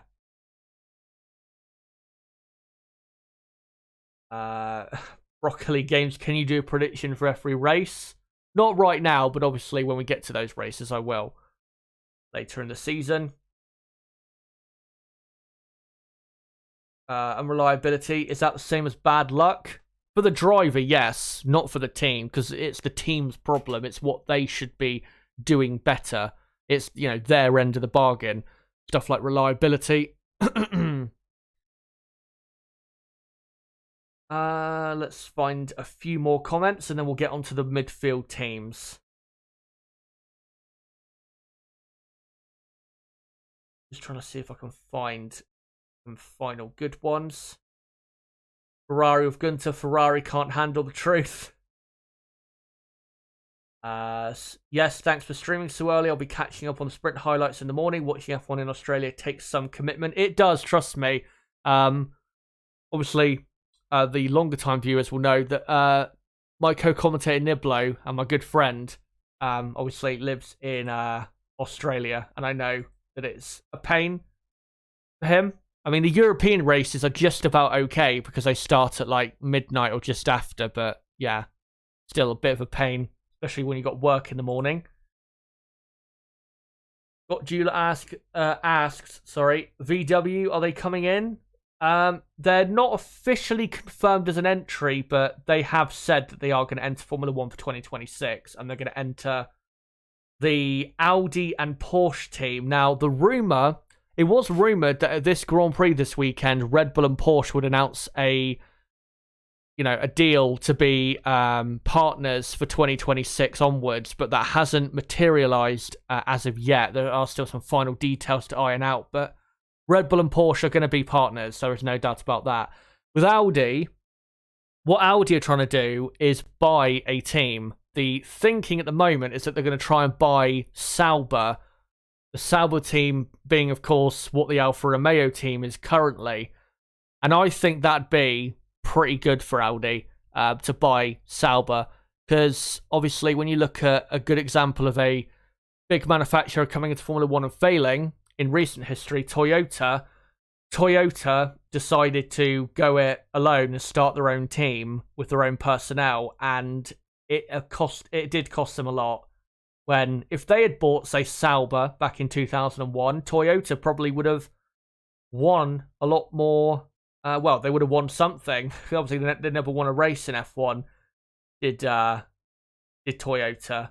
So, yeah. I think the best thing for Audi would be or VW, would to be buy Sauber and then kind of do what BMW did in the mid-2000s and use that quality personnel to their advantage, and then obviously pumping in more money and resources, maybe bringing in some quality personnel from outside of the F1 world that have worked for Audi before, from WEC and other places, would be great. But yeah, that'd be the best thing for Audi. I think if they started their team on their own, I think they would take a long time to get properly up to where they should be.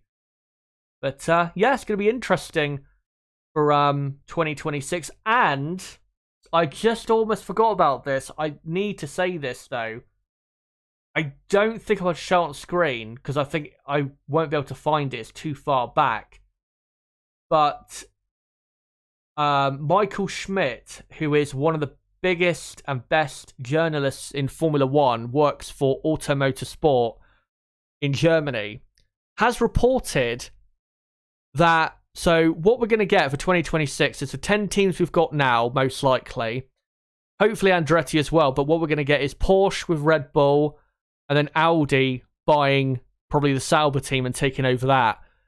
But he has said there are rumours of a new manufacturer joining, another manufacturer joining, and that Stefano Domenicali told him that they would hear more news in the next month or two. And the rumour is that it's going to be an American manufacturer. Now, whether that's Ford or, I don't know, Chrysler, or I don't know who that could be, but it is rumoured that we've got an American manufacturer coming for 2026 as well. So we could have 12 teams on the grid. I mean, Andretti aren't a car manufacturer, I don't believe. So, if they were to join in 2024, that'd be an 11th team. And then if an American manufacturer joined, that'd be 12. And that'd be, 24 spots on the grid, which would be pretty much what it should be for Formula One. Obviously, we used to have 24 back in 2010, 11, 12.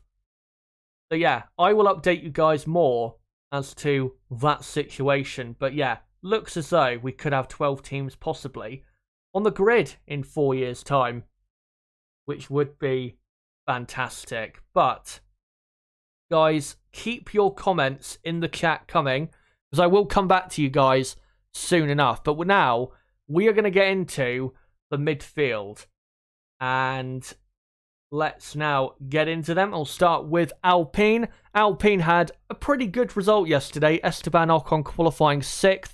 Ocon not really got any hype after his qualifying result yesterday, which I'm a bit disappointed by, because, I mean, for him to be in the top 6 is not always the case with Ocon. So, yeah, fantastic result there for Ocon, and has had, as well, Esteban, a very underrated season.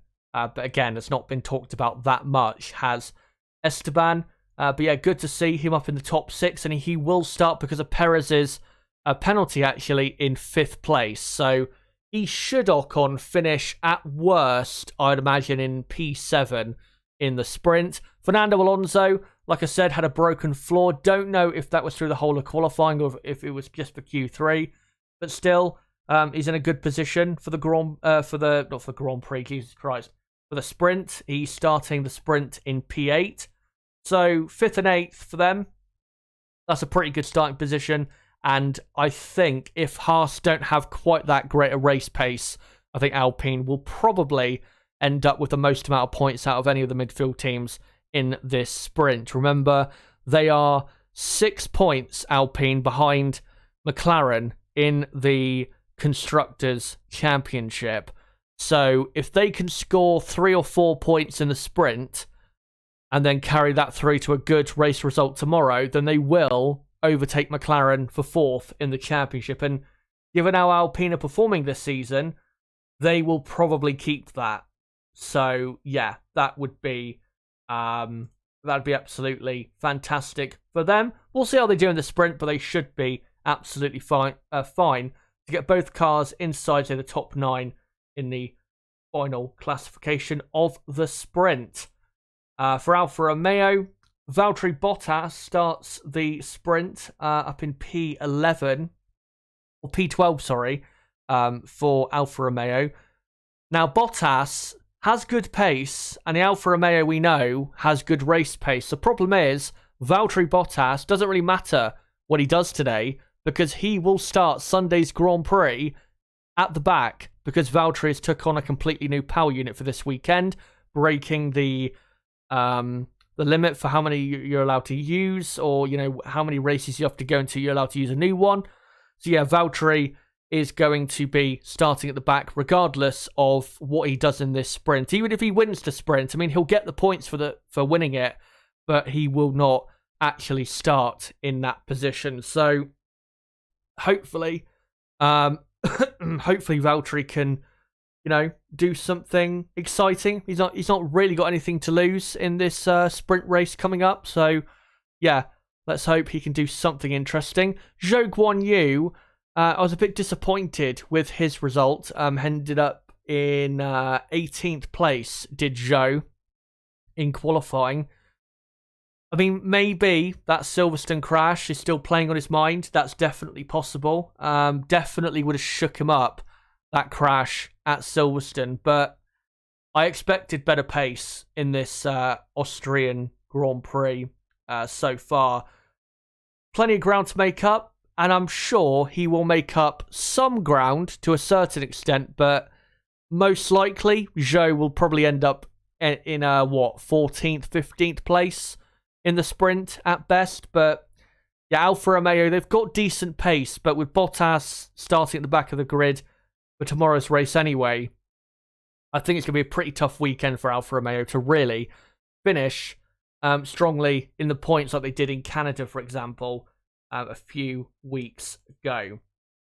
Next up is Haas F1. What a result they had yesterday. 7th and 8th promoted up to 6th and 7th because of Perez's penalty. So fantastic job there by the Haas team. And they had, as I showed in my sector time data earlier, they had the pace easily in the first and second sector to be right up there at the top of the midfield, even quicker than Alpine, who have been pretty quick in the last few races. So great to see from Haas, despite, as I said earlier, them not upgrading the car for quite a while now. Still have a pretty quick car. Can they maintain this in the race?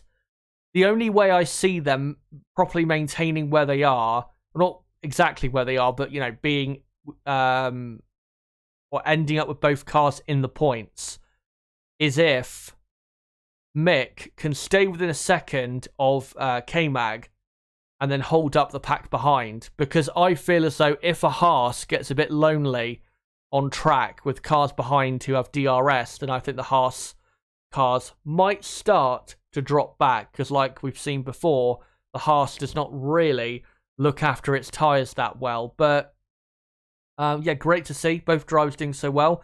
For Mick Schumacher also, who is, as we know, has not had a great season so far. It was funny with Mick, actually, because he obviously starts in 7th, he qualified 8th. And his team were very happy with what he did, but he was not that happy with what he did and said that he did a, quote, shit lap in qualifying yesterday. So Mick clearly feeling as though there was a lot more on the table than what he actually was able to produce. But as long as Haas can get both cars or keep both cars in the top 10, that would be good enough.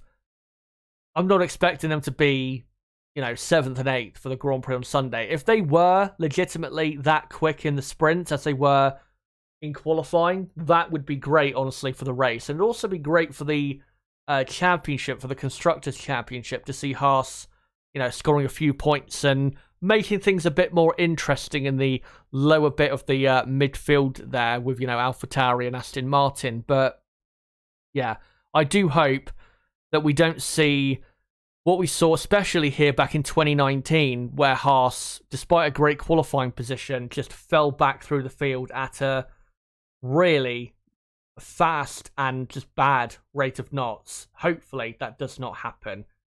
Next up is AlphaTauri. Yeah, Gasly could have done better, I think, in qualifying. Obviously, it's a shame that Perez was able to go through to Q3, even though he clearly broke the rules.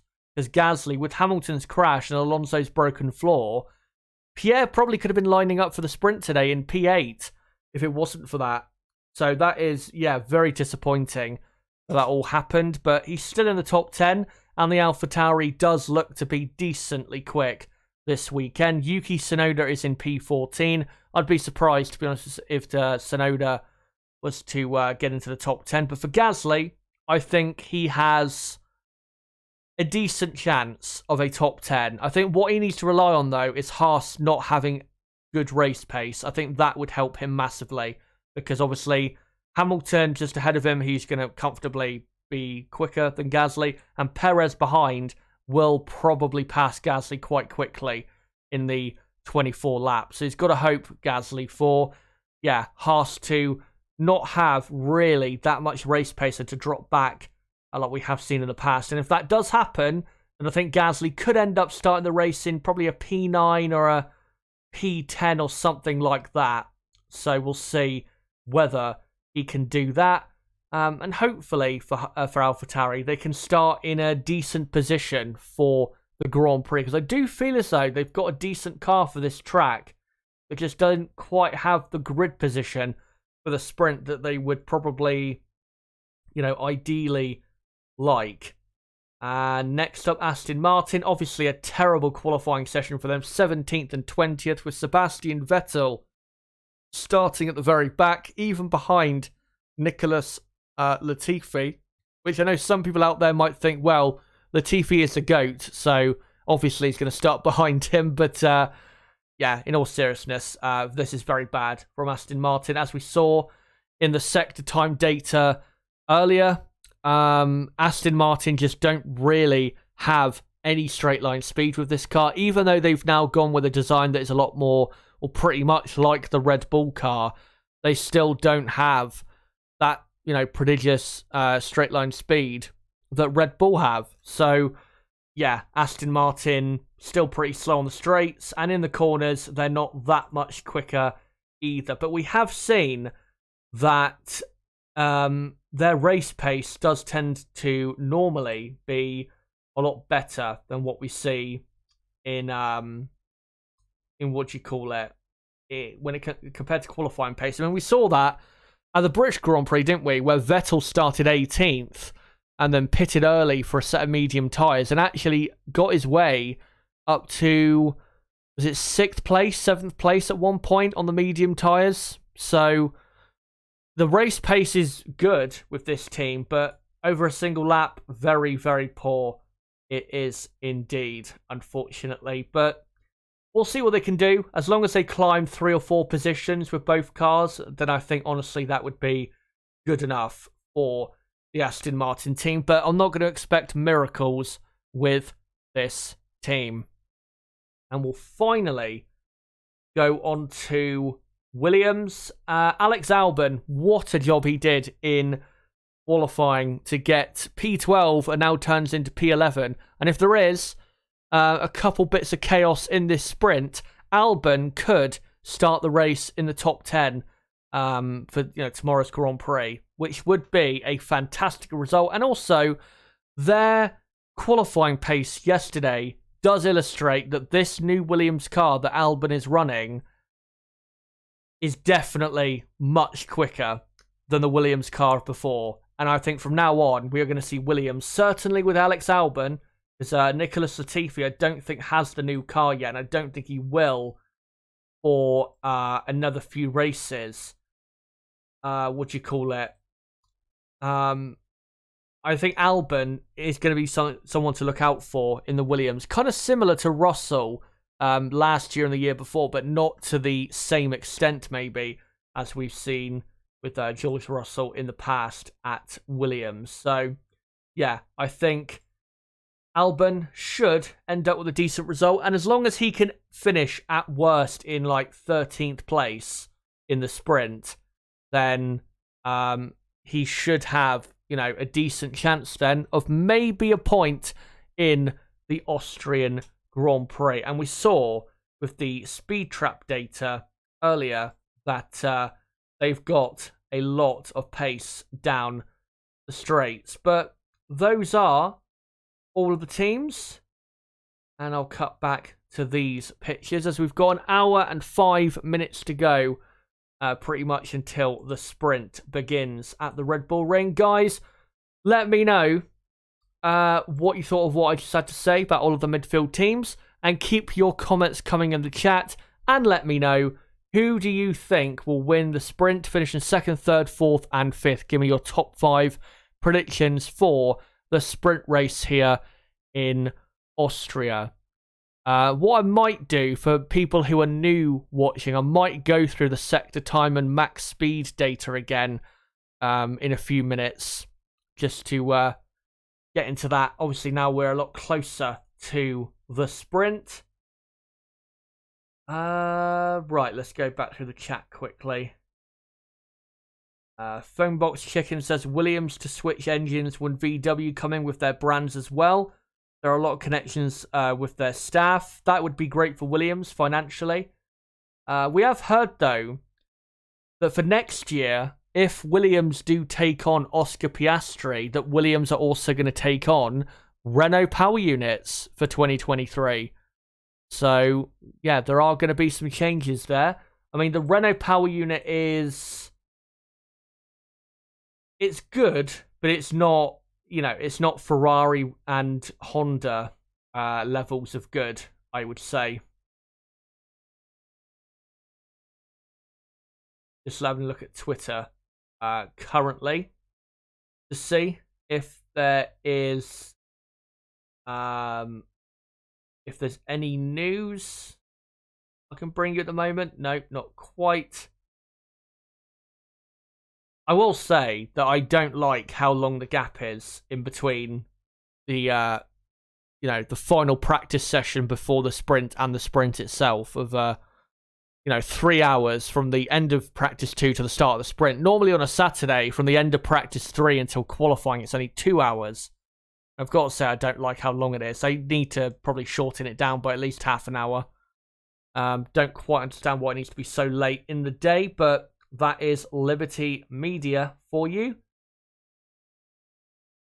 Let's see if we can find some other comments. Shumi T says, would be great to have 12 teams. Definitely would make the races interesting. Vinster says, if the bow tie army starts a team or an engine team, they will dominate. Phonebox Chicken says, I'd also love 12 teams. I missed the 90s when you had loads of teams.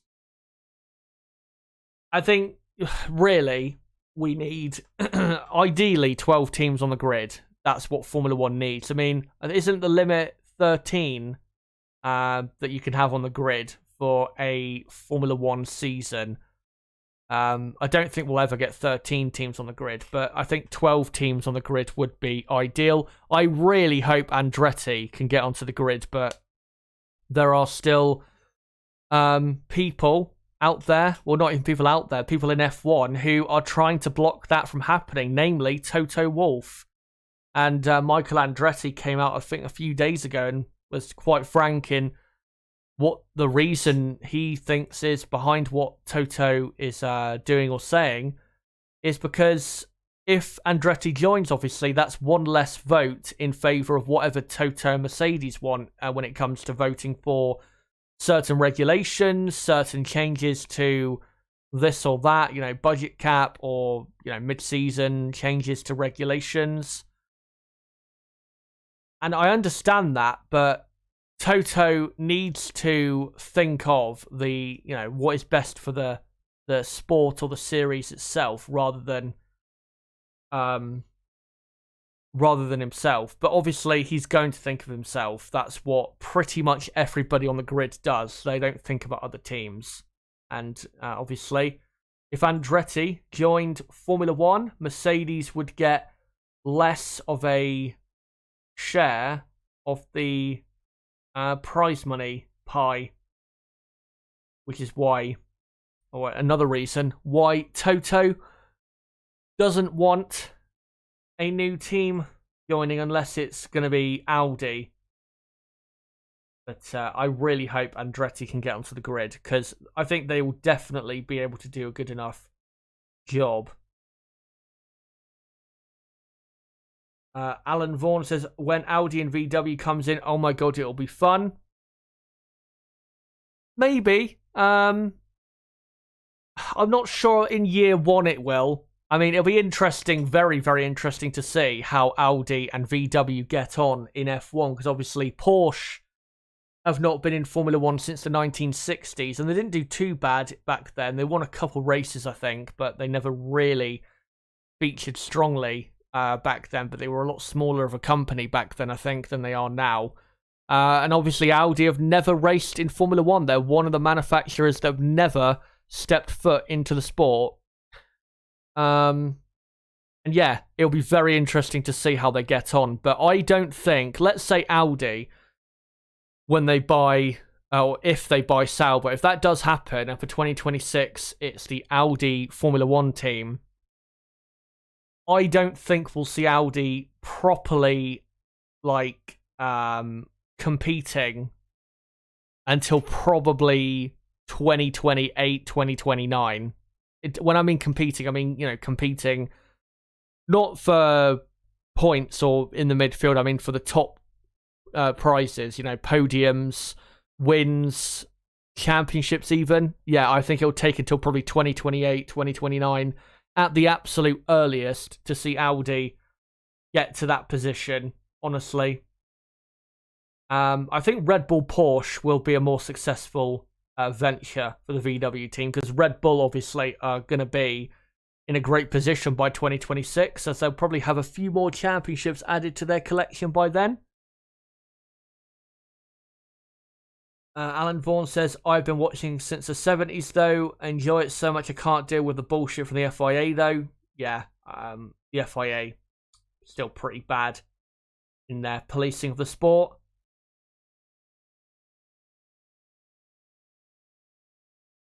Is it over for Leclerc in the championship? Yeah, it was over after Canada, really, where Max got that critical win whilst Leclerc was, in 5th. I mean, I've seen plenty of people on Twitter say if Leclerc wants to win the championship, he needs to do this, or, if Ferrari is serious about winning the championship this year, they need to do this. Ferrari are not winning the championship. How many times do I have to say this? I mean, I know you guys in chat are not saying it, but there are some people on Twitter that are so deluded they still think Charles Leclerc has a chance. The real championship fight, someone said this on Twitter, which was funny, the real championship fight is Charles Leclerc versus Ferrari, not versus Verstappen and Red Bull. I mean, yeah, I don't know what else there is to say. I mean, I've already shown the stats on screen before. Leclerc hasn't had a podium since Miami, which was 8-9 weeks ago, and we've had about 5 races since then. I mean, they should focus on that first. I mean, yeah, just incredible, the drop off from them. When did the changes come in with the sprint event? If you're talking about the changes of more points for the sprint, it was for this year. If you're talking about just the sprint in general, then yeah. For what is it, for 2021 was the introduction of the sprint. And for me, like I said, and like I have said many times, I do not like the sprint, and I don't think it adds anything really to the weekend. And I think actually qualifying, the normal qualifying, is more exciting than the sprint race. I mean, certainly, because I do lots of watch-alongs, and you can go back and probably listen along to all of the streams I've done and compare my excitement with qualifying compared to a sprint race. And I've only covered, I think, 2 sprint races on this channel. I think the one at Imola earlier this year, and then the first ever one at Silverstone about a year ago. And I wasn't really that excited, or anywhere near as excited as I say am in qualifying. So yeah, I just don't like it that much. Just seeing on Twitter some talk about hold on, just trying to see where I was looking. So I was just seeing some quotes actually on Twitter from Matteo Binotto regarding the technical directive. I'll read it out to you guys quickly. This is from @VettelLeclerc on Twitter, or Tammy. She's a fantastic person on Twitter in the F1 community. You should definitely go follow her. She quotes Binotto, and Binotto says, "We are still discussing much of the technical directive and porpoising, but as a matter of fact, it doesn't seem to be an issue / subject anymore. It was not a subject in Silverstone, and it's not been a subject in Austria. None of us. Pretty sure it isn't in the next 2 races again. Are we overshoot with the subject in the FIA? Was there really a true need to try and act and to release technical directives as they first did it in Canada, not following the right progress? After that, they reviewed it, start the discussion at the TAC, which I think is Team something committee or something like that.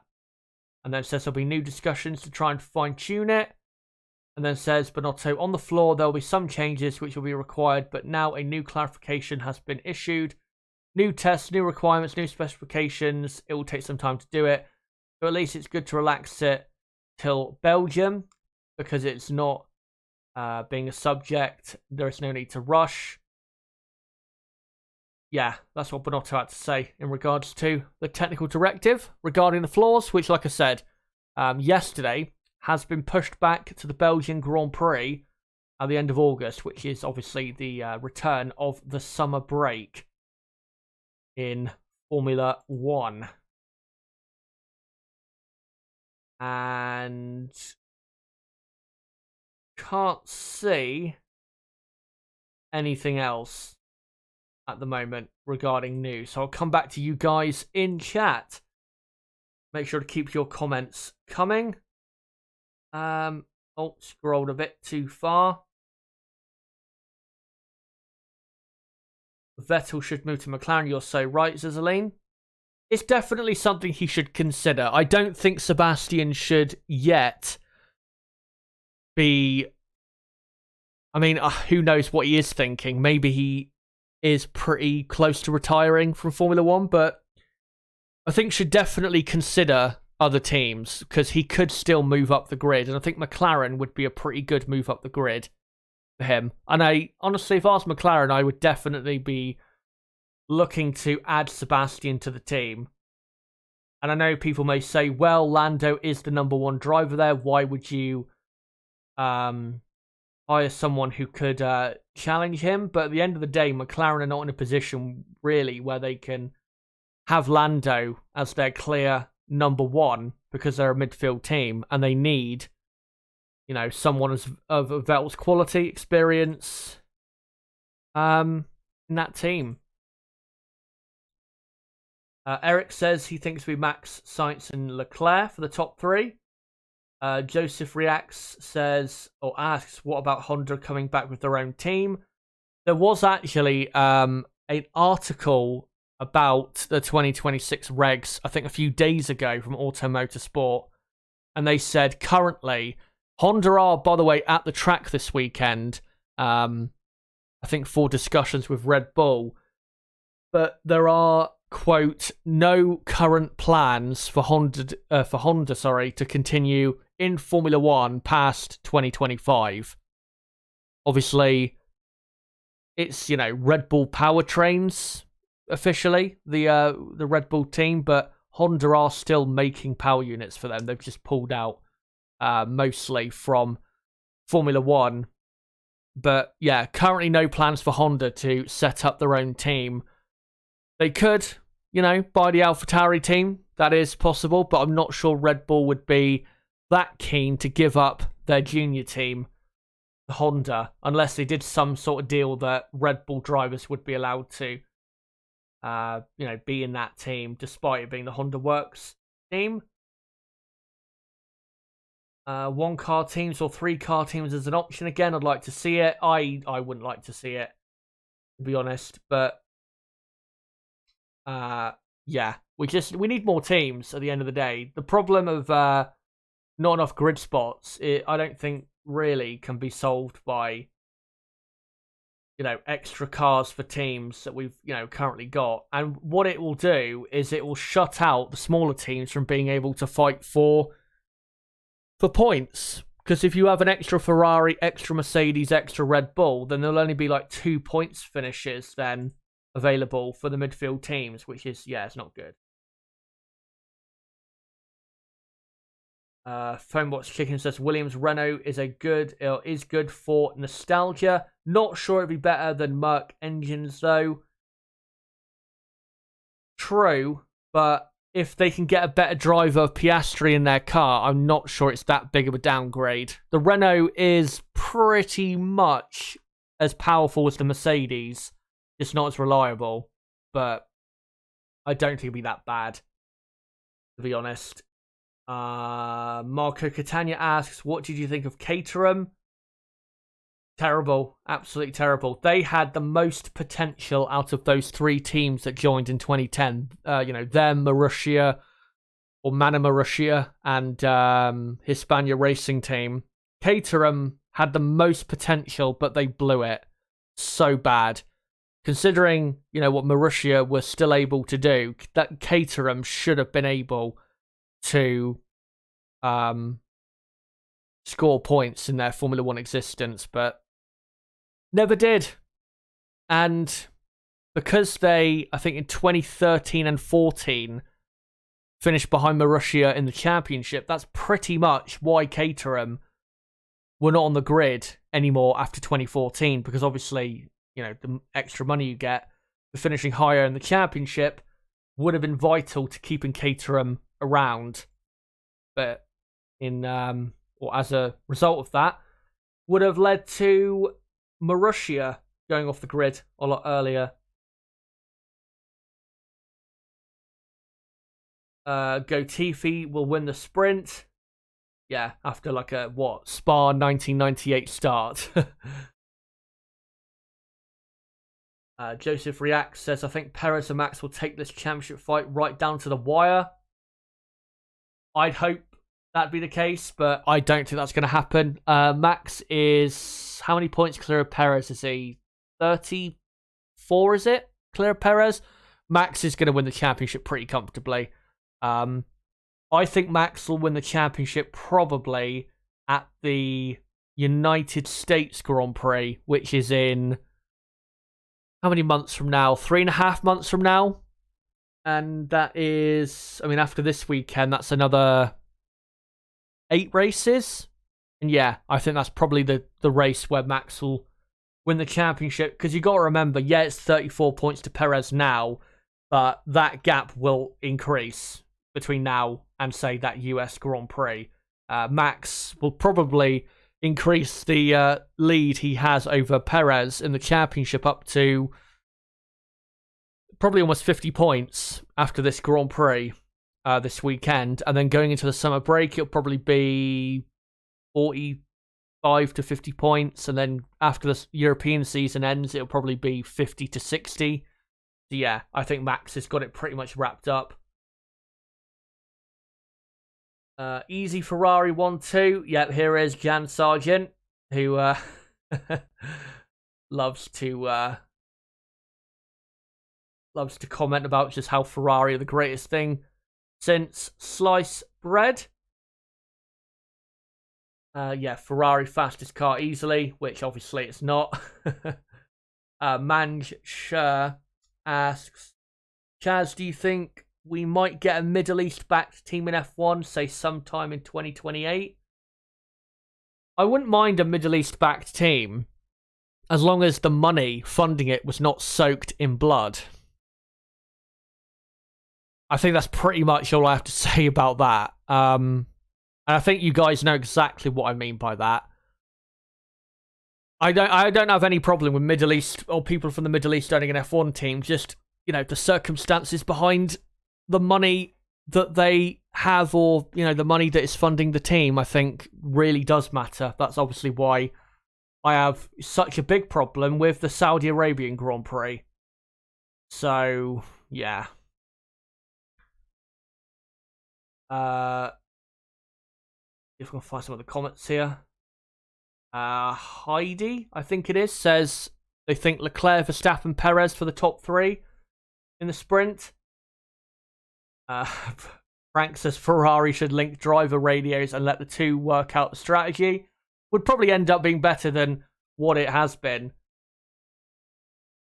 Williams used to be sponsored by a Saudi company airline back in the early 80s, FWIW. Alan Jones won the 1980 title for them. Yeah, I think it was a Saudi, or was it a Saudi, or it might have been from Bahrain, or it was definitely a Middle East funding for Williams. But I don't mind. At the end of the day, I do not mind where funding comes from, and I don't mind who buys an F1 team. I like to. I'd like it to be the case that the money running a team is not run off the backs of, war crimes or crimes against humanity. If I can find some other comments here. Multi says Piastri to Williams on loan. Hope Alonso inks a new deal. Ricciardo and Vettel need to go for new blood. Offer nothing. I disagree. I mean, Ricciardo, I think, is a lot closer to that than Vettel is, but let's not forget that 3 or 4 races ago, Sebastian Vettel was being lauded by everybody as, oh my God, Sebastian, look at him, he's doing absolutely amazing in the Aston Martin. I mean, it was, a month ago that he finished 6th in Baku? So, and he also last weekend finished 9th. So, yeah, Sebastian is still good enough. It's just the car in qualifying trim is pretty slow, and there's nothing really they can do about it by the looks of it. Heavy Dude says Ricciardo a year out and then go back to Alpine. Maybe.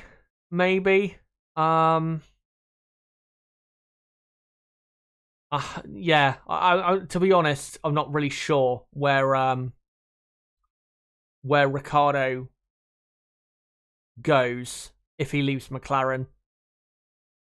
I've got to disagree with Dane in the chat. Says Lewis Hamilton could still come back and win the championship. Absolutely not.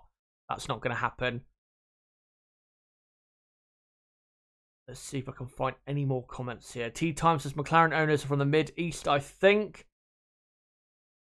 Yeah, I think they are. And it is a problem, because I think it's I think they're from Bahrain are I don't know if they're full owners or majority owners, but yeah, it is a problem. Let's not be shy in saying it.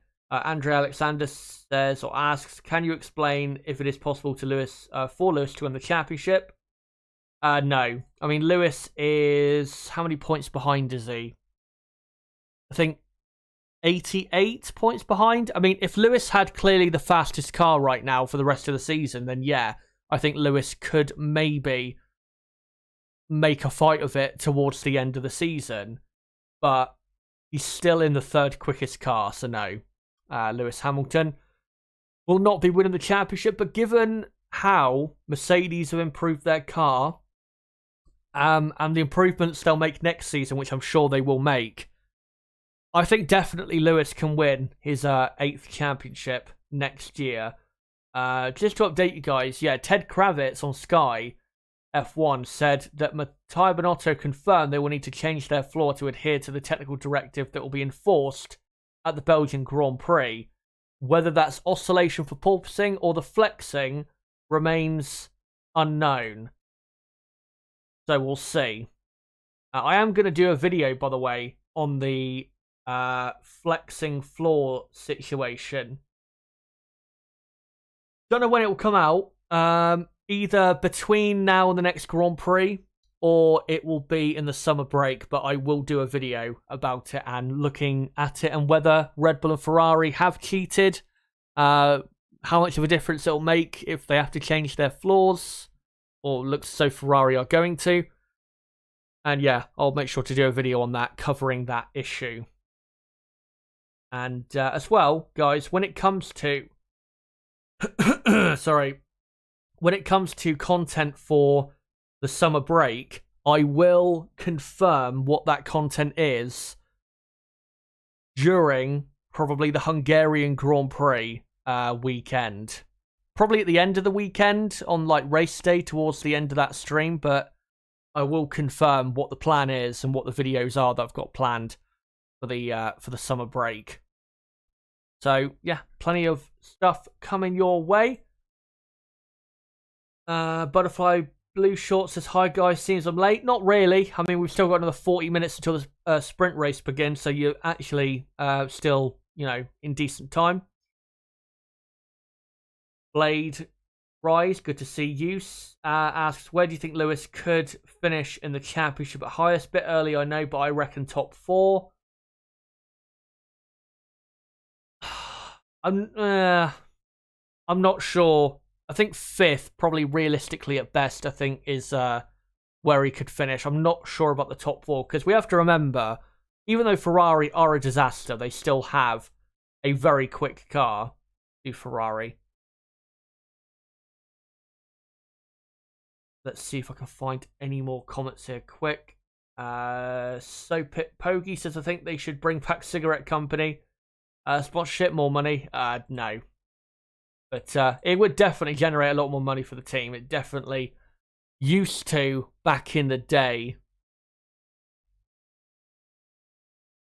But I think with 40 minutes or now 39 minutes to go until the sprint race begins, I'm going to quickly go back to what I went on to earlier, which is the sector time and maximum speed trap data from qualifying.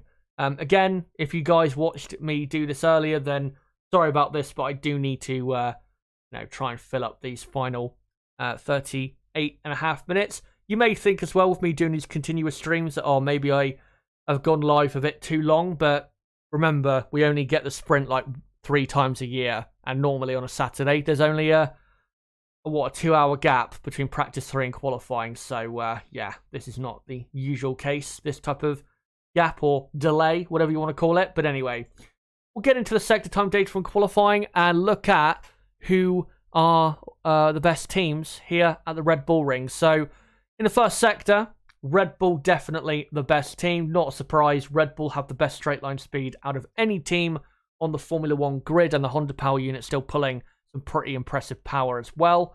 And they are a tenth of a second clear of the Ferraris. And if in this sprint race, if Leclerc, say, can get ahead of Max on the first lap, that'd be great for Ferrari. But if Red Bull can stay within a second and get DRS, I have no doubt they can still fight their way back up to the lead and the victory of the sprint. In Sector 2 and Sector 3, though, I mean, Max is still pretty quick and close to the Ferraris, but Ferrari do look to have the better car in Sector 2 and Sector 3. And I hope their race pace is better than I expect it will be in the sprint. Because if it is, and it's as good as what we saw in qualifying, then even if Max maintains the lead at the end of lap 1, Ferrari should be able to hang on to the back of Max. But we have seen in the last few races and the past couple months that Ferrari do tend to wear their tyres out quicker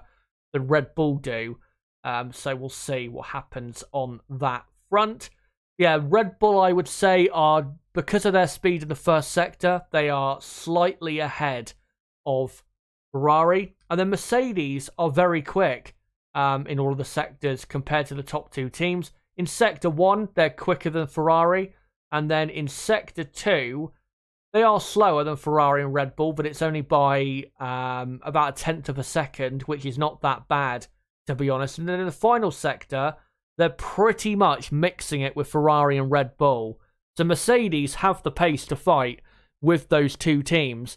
And if they had got the best lap time possible out of in Q3 yesterday, then they would have only ended up probably about 0.2 of a second off pole position, which is very impressive for them, considering where they were like a month ago in Baku, where they were, second off pole position, I think they were, with Russell in 5th place. So, yeah, it's impressive, the progress that they have made in such a short space of time. Obviously, a team of their quality is always going to improve on such poor performances. So, yeah, good to see. And it will help us for the rest of the season have a good Formula 1 season, I feel. So, for the top 3 teams, I would say, yeah, Red Bull are just about quicker than Ferrari, and the Mercedes just behind the top 2 teams in third, but it is very close between those top 3 teams. Probably about 0.2 of a second covering the top 3 teams at most.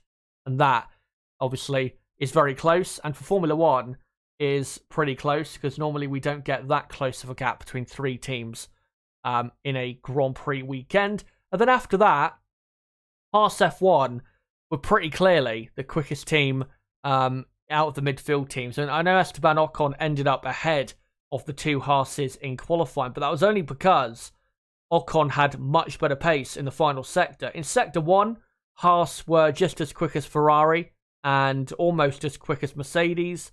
And then in Sector 2, they were, as you can see, as quick, and Mick Schumacher was actually quicker than Sergio Perez in the middle sector. Very impressive there from him and the Haas team. But the final sector is where they were losing all the time.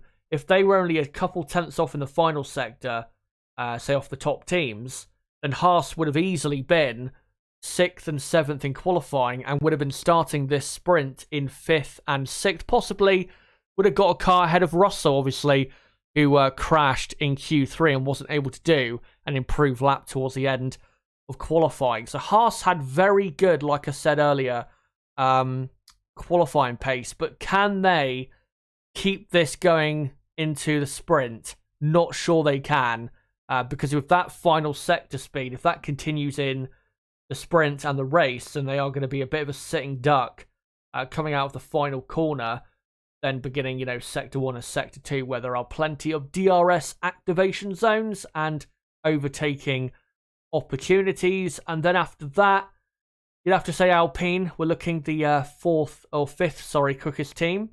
They were about 1/10 of a second slower than Haas in the first sector, and then about a 1/10 or half a 1/10 slower in the middle sector, but were quite comfortably quicker in the middle, or the final sector, by about 1/10 and a half or a 1/10 and a bit over Haas F1. So Alpine should be definitely right there with the Haas team, but Alpine do tend, compared to Haas, to have better race pace. So they should be absolutely fine, Alpine, in this race. Obviously starting the Grand Prix from 5th and 8th.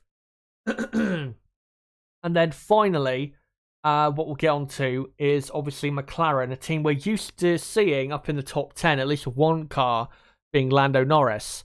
Lando Norris, of course, had a lot of brake issues in qualifying, which is why his lap times were so far away from what they could have been. But yeah, if you look at Daniel Ricciardo, in all the sectors, Ricciardo is 17th in Sector 1, 17th in Sector 2, and then 18th in Sector 3. He's losing 0.4 of a second in Sector 1 alone. And remember, Sector 1 is 2 straights and a corner. That's it. So it just shows you, yeah, Ricciardo's not doing great, but McLaren are losing a lot of pace on the straights. They really, really are. And then Sector 2, Ricciardo, 0.7 of a second pretty much off of Ferrari. That's pretty bad. You'd expect the McLaren to be a bit closer than that with Ricciardo by at least a couple tenths of a second. And then in the final sector, Ricciardo, despite it only being, a 20-second final sector, he is 0.7 of a second slower than Leclerc. And the final sector is 3 proper corners that you have to actually brake for or slow down for. So it does show you that even though Ricciardo is not performing at its best, that McLaren are pretty bad around this track. And then the only things to look at really is Aston Martin pretty slow in the first sector and all around the track, but definitely in the first sector their straight line speed is quite poor. And also Alfa Romeo, 16th and 20th in the first sector. They're running, I think, a bit more wing than you would ideally want here in the dry. Maybe they're expecting rain for Sunday's race, which has been rumoured.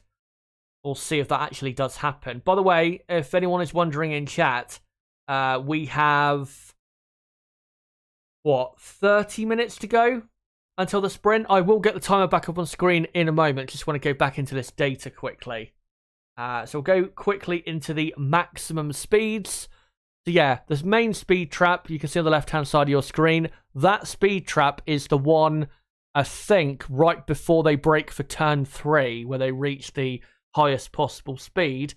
And Red Bull definitely, as you can see there with Perez at the very top, have the quickest car.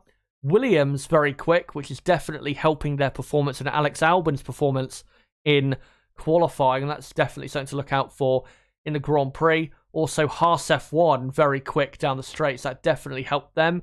And even if they don't have great race pace, with that straight line speed, that could help them still protect their positions in the midfield and in the Grand Prix. Lewis Hamilton impressively matching Max Verstappen in the main speed trap. Alpine, not too bad. Ferrari, kind of middle of the pack. Ferrari definitely a lot closer to Red Bull in the speed traps than they were a couple months ago, and that's because Ferrari, the last few races, have been running a slimmer rear wing to cut some drag off, and it has cut off about 4 to 5 kilometers per hour. So, yeah, that's good for Ferrari, but still not good enough because Red Bull still got a couple kilometers an hour around this track over them. And then for the finish line, speed trap, which isn't that important because the exit of the final corner does help a lot with the speed that you carry over the finish line. But Russell impressively with the quickest speed there, and then Albon, Verstappen, Perez. And you can see, by the way, with Aston Martin, what I meant by they're lacking a lot of straight line speed really to do well around this track in especially qualifying trim. In the main speed trap, Vettel is losing 4 kilometers an hour and Stroll is losing 5 kilometers an hour to Sergio Perez there, and even Alex Albon at the very top. With the finish line speed trap, they're losing, compared to Albon, who obviously is a lot higher on the grid than the two Aston Martins, about 4 kilometers an hour. So the Aston Martin just doesn't have good straight line speed, unfortunately. If it had the straight line speed that Williams have this weekend, they'd probably be just outside the top 10, maybe just sneaking in. But yeah, they just don't have that speed around these high speed tracks by the looks of it.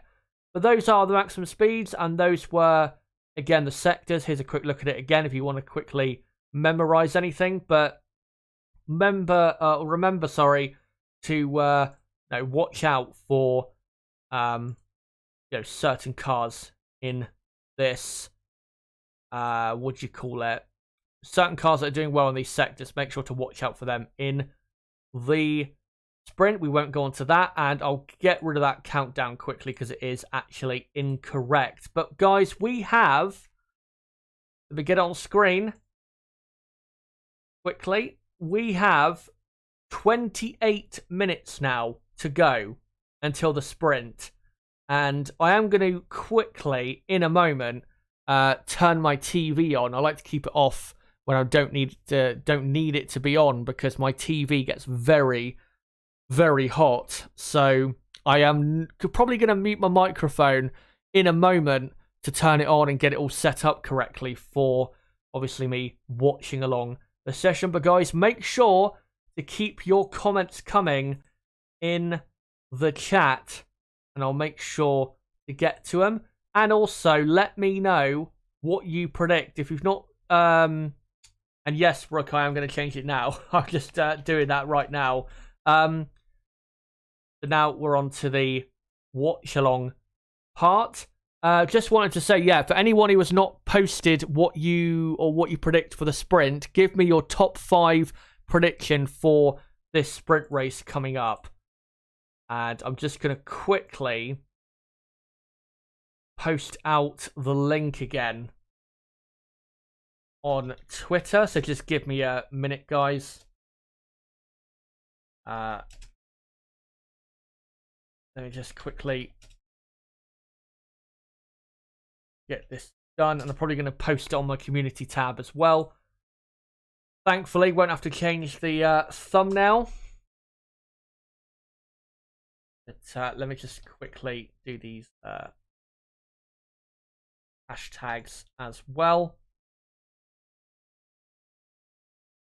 which obviously on Twitter we know is very important, and I'll just quickly post the link on my community tab again, so if anyone who isn't watching at the moment is unsure as to what I'm doing, they can they can join the stream. For some reason, let me look actually what's what my thumbnail is. For some reason, my thumbnail is not showing correctly.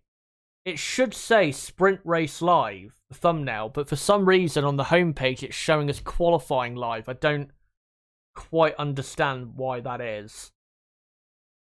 But, yeah.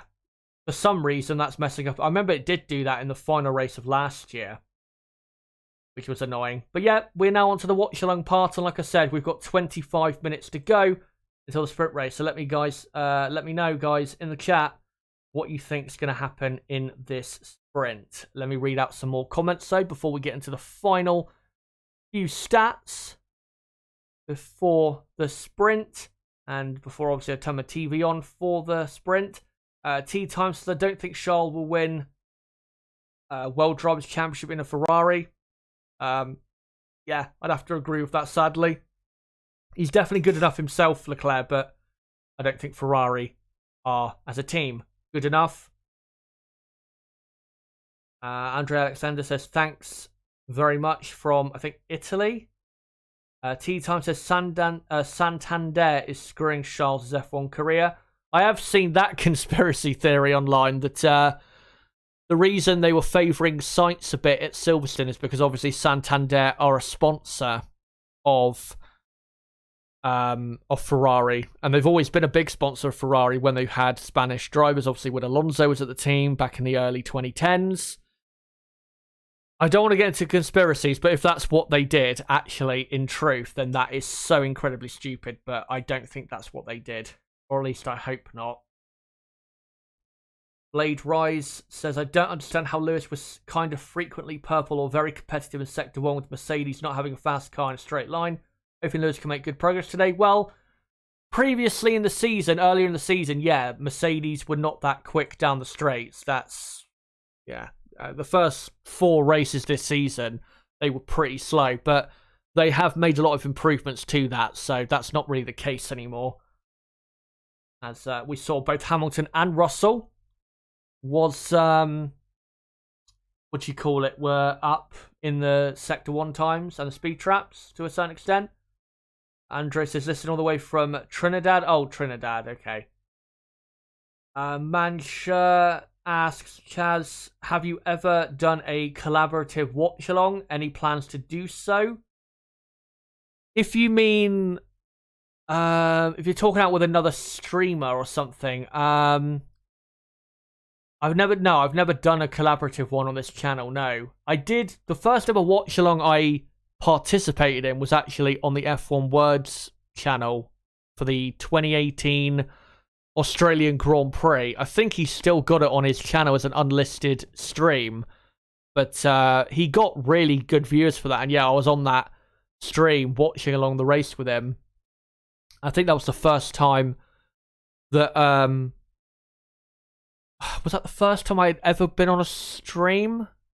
No, it wasn't the first time, but it was one of the first times. But yeah, that was the only time I've ever done like a collaboration with another content creator for a watch along. I mean, I would be open to it, but it depends on really the idea and how it would work. I think mostly I'd probably just want to keep it as it is on my channel.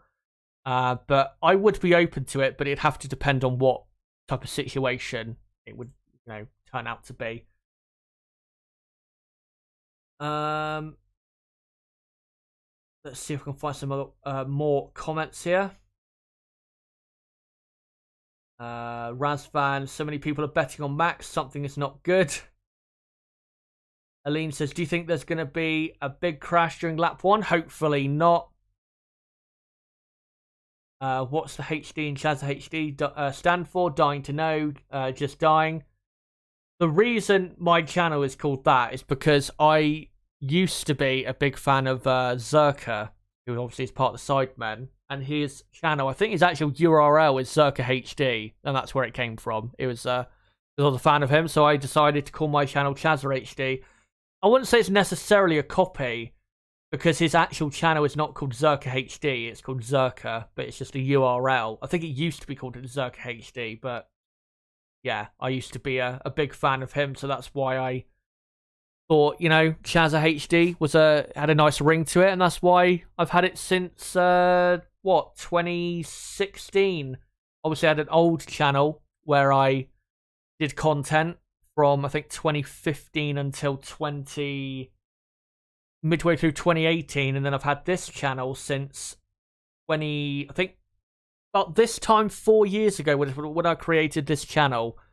So pretty much the 4th year anniversary of the channel being created, and I think July the 22nd or 21st is when the first Grand Prix I did, and the first watch-along I did on this channel was for the German Grand Prix. That was actually the Grand Prix where Sebastian crashed from the lead into the gravel.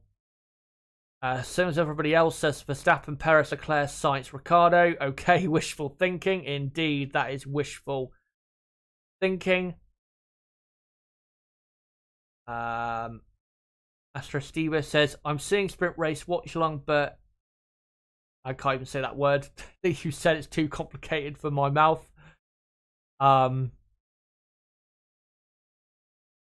Astro Steva also says, Max Verstappen, domination not good for the sport. I mean, domination is not always good for the sport, but I mean, if Max wins the championship for, say, 3-4 the next 5 years, as long as he actually has a close fight for the championship with another person, I don't mind anybody, for that matter, dominating Formula 1. As long as there is a close fight for victories, podiums, and championships, that's all I care about.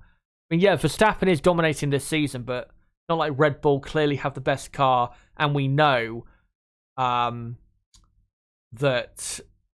Red Bull are going to win every race pretty much. It's not like it was for Red Bull back in 2011 or 2013 where we just knew what the result was going to be.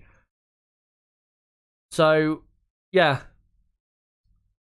Joseph Reacts says, Sainz, Russell, Leclerc, Ocon, Norris for the top 5 with Verstappen DNFing. That is a very dramatic top 5 prediction, I've got to say.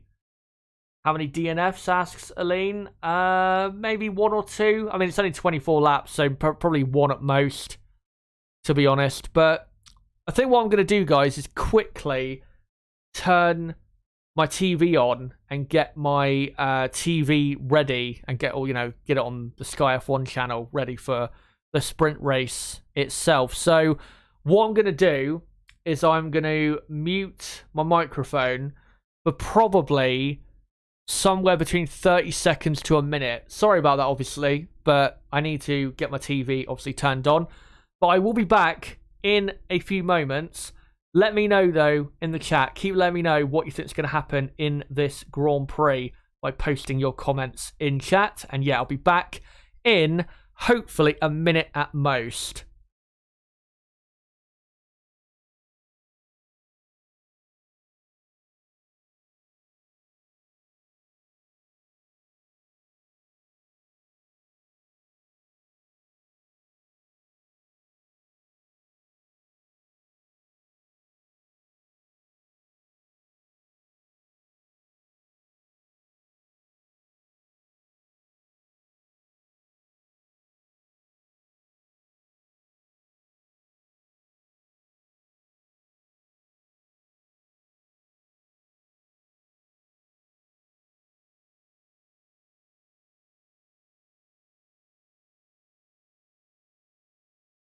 Right, I'm back. So yeah, that was pretty much a minute.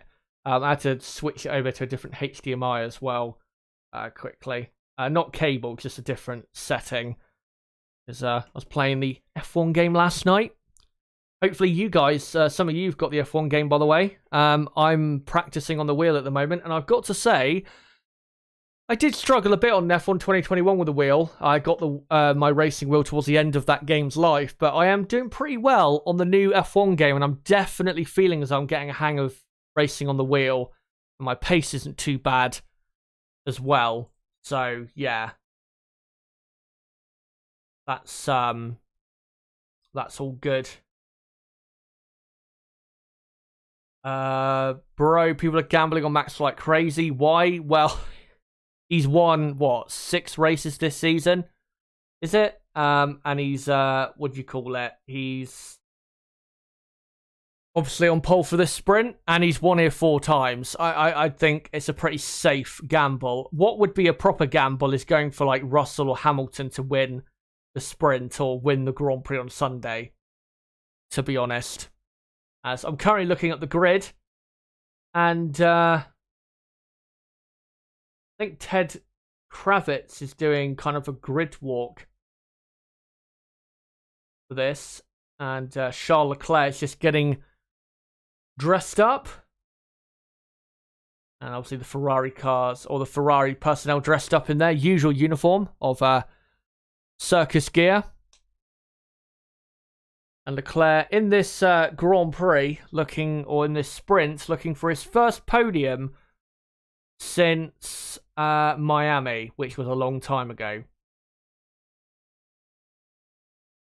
But I'm going to quickly come to some more comments from you guys in chat. Probably look again at Twitter to see if there's any more news. And then we'll get into the final stats and the grid order for the sprint.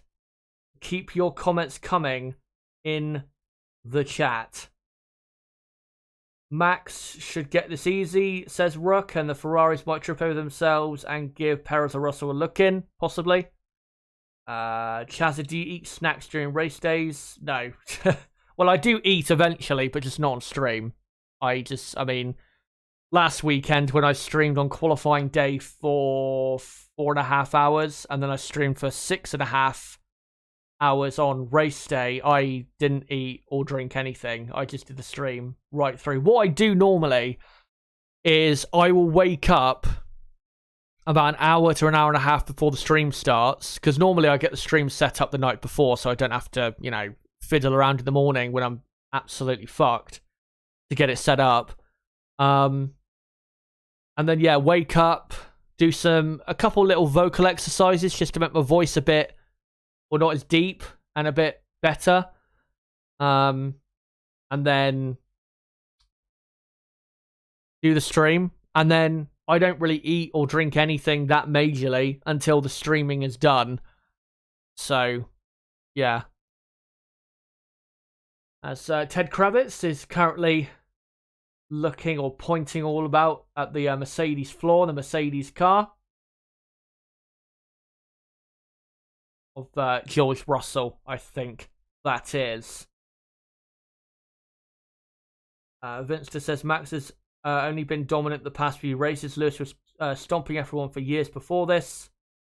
True. I mean, I still think next year we will get a resurgence from Lewis Hamilton and Mercedes.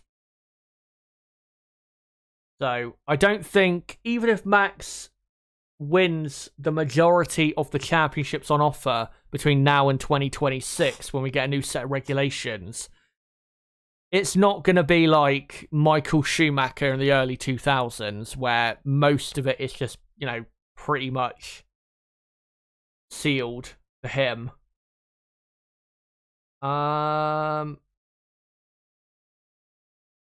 Let's see if there's any more or any news on Twitter that I can bring you. I've just seen, actually, apparently Vettel, Sebastian Vettel, you guys may have seen at Silverstone last weekend. He drove the 1992 Williams around the track. Obviously, it's been 30 years since Williams won the British Grand Prix and the championship with that car. Sebastian apparently also owns the 1993 McLaren, so be interesting to see if that makes a appearance next year.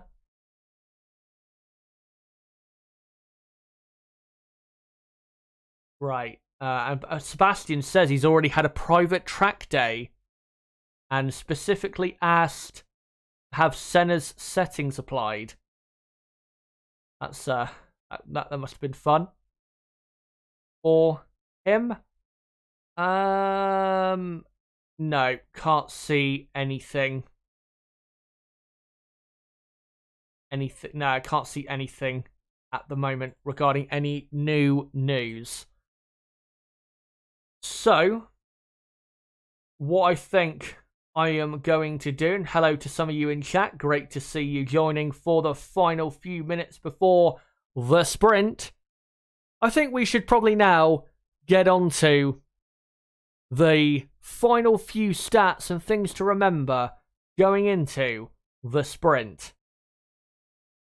We'll start with Red Bull. Max Verstappen has won 4 of the last 6 races in Austria. He is the man for the Red Bull ring.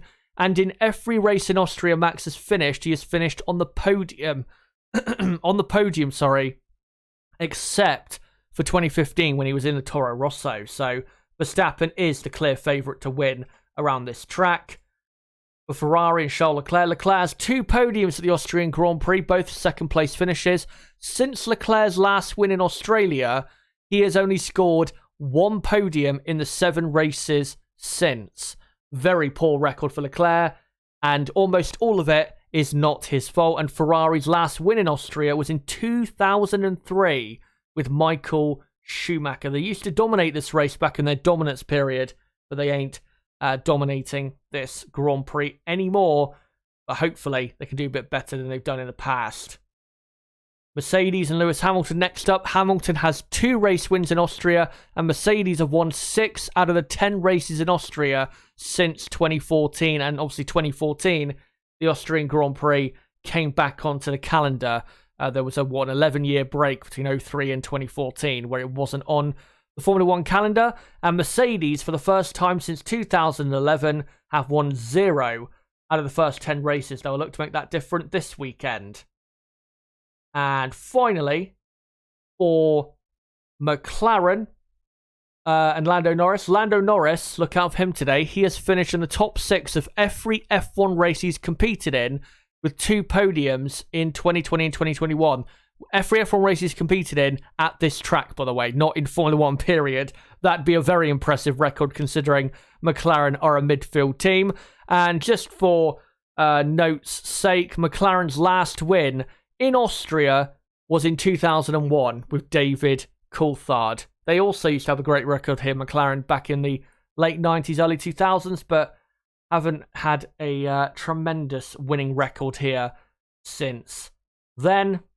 And we'll quickly now go on to the championship standings to remember going into the sprint. So Max Verstappen leads the Drivers' Championship by 34 points from Sergio Perez in second place. Charles Leclerc is third, and Leclerc 43 points behind, I believe. Yes, he is, in the Drivers' Championship. Carlos Sainz only 11 points behind Leclerc now in fourth. George Russell in 5th, Lewis Hamilton 6th, and 18 points behind Russell in the championship standings. Lando Norris is P7, Valtteri Bottas is P8, with Esteban Ocon 9th, and Fernando Alonso in 10th. And then in the constructor standings, it is Red Bull who are leading the way by 63 points from Ferrari in second, and then it's Mercedes third, who are 61 points behind Ferrari. McLaren 4th, Alpine 5th, and are 6 points behind McLaren in the championship. They can definitely overtake them this weekend, that coveted 4th place. And then Alfa Romeo comfortably in 6th place, AlphaTauri 7th, Haas at 8th. Maybe they'll be able to move up to 7th after this weekend. Aston Martin are 9th, and Williams are in P10. And the final thing we'll get into, obviously before the start, is the grid for the 2022 Austrian Grand Prix sprint race. So the front row is Max Verstappen on pole position, Charles Leclerc is in second. Then it's Carlos Sainz third, George Russell in fourth. Esteban Ocon lines up fifth with Kevin Magnussen in P6. Seventh is Mick Schumacher, 8th, Fernando Alonso. Completing the top 10, Lewis Hamilton in 9th, Pierre Gasly in 10th. 11th, Alexander Albon with Valtteri Bottas, a 3-time pole position man and twice winner here in the past in P12. Then Perez dropped back from P4 to 13th on the grid for the sprint with Yuki Tsunoda lining up in 14th. The two McLarens line up in 15th and 16th, Norris ahead of Daniel Ricciardo. And then the penultimate row of the grid, Lance Stroll in 17th with Zhou Guanyu recovering thankfully quite well from his accident last weekend at Silverstone, but starts in 18th place. And on the back row of the grid, the GOAT, Nicholas Latifi, and the four-time world champion, Sebastian Vettel, will start the sprint race from last. And I'll just quickly redo the timer, as we've got about maybe not 5, but about 4 minutes to go until the sprint begins. Guys, let me know in the chat, who do you think is winning the sprint race? Will it be Verstappen? Will it be Leclerc, Sainz, even a Mercedes getting their first win of the season? Let me know in the chat. As we've got a few minutes to go. As Sky F1 are about to move on to the F1 intro for the F1 broadcast. So we are very close now to the sprint itself. Just saying in chat, watch out for the Mercs. I predict Charles and Max will get their elbows out on that first lap with the amount of braking zones you can overtake into. Turn 1, Turn 3, Turn 4, and even like Turn 6 definitely could happen. Butterfly Blue Shorts says, I think Merc might struggle with tyres off the start, not make top 3 and risk another spin-off mid-track. Could potentially see a Ferrari battle.